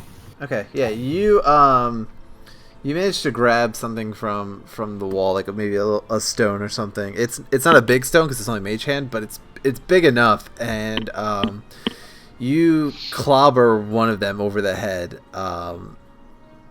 and I don't know what we do for damage, but we'll just say you knock him off of you, but you still have 2 more pinned on you. Yeah, and struggle as you might, the captain from the room, the captain's quarters, the guy in the elegant robe, comes out, and you don't know what he says because you don't speak the Gangri language, but it chitters at you, and it just hits you. That was a 17, so I'm assuming that hits. Yeah, I have 13 armor class. Oh god. Why are so many dices rolling? It deals you 25 damage. Well, I'm dead. Oh my god! You pass out. Cora, you are you're still awake right now. Yep. But not functioning. You Correct. see the big guy go over to Hank, and he's about to just claw him. Like you can see in his eyes like the not the gratitude, but like he's been waiting for this. Like he's won this fight, and he reaches back to go claw this passed out Hank. And all of a sudden, a kid starts crying, and he stops, and was standing there. He looks behind him, and standing there is Gumball, very visibly upset by what's going on. Gumball! Yeah, Gumball is My baby boy! Gumball had broken out and was sort of, I guess, following you, and has seen this going on and started crying, and he sighs, and instead of attacking you, he just binds you, and he binds Alora, and he binds Cora, and Cora, you see them just. You see yourself and your two companions just drug to the prisoner's corridor, and you are thrown in a jail cell. And you start to, I guess, come to it, and Thamior is thrown in with you shortly after. And when you finally gain your composure, you notice in the room with you is indeed a dwarf, not in the same cell as you, in a separate cell, but in the same room as you. And yeah, he looks at you, and one sec. I wish I had more sheets up. He looks at you and he says, Core Swiftblade, what are you doing here? You're not supposed to be here. That's not his voice at all. Cliffhanger. No, just wait up. Wait, what? He's addressed. All right, I'm gonna redo it, so I'll do it in my correct voice for him. What is his voice again? Cora Swiftblade, what are you doing here? Who are these? It's been quite a journey, but we've been following your trail, and had quite a few adventures, and are obviously in quite a bit of trouble now. But we've been trying to follow the trail that's been left behind by you in your search for the attuner. And he looks at you and he says, I thought your family was in bodyguard duty. Oh my god, is that Alora? Alora Songstorm? It is. That's the right name. It right? is. We've been adventuring. We were brought to this area by letters from Marcus, and we've been having quite the adventure ever since. He says, I would have never imagined that Lady Songstorm would have. It doesn't matter. This is obviously not very good. But there's one thing we need to do. We need to get that skull, and we need to smash it. And that's where Smash it. That's where we're in for the night. What? So What? thank you everyone for tuning in to another fantastic episode of the AkerTales. As always, you can find us here on Twitch, twitch.tv/Akerson_. We also post all of the episodes up for viewing pleasure on YouTube. They're just a direct rebroadcast of the Twitch stream, and we remaster them and put them up Fridays over at AkerTales.com. So thank you for tuning in. Thank you for tuning in to episode 8 of the AkerTales, and we'll see you on the other side. Good night, everybody. Did you get my wife to turn against me? Nope. Bye. Bye. Bye.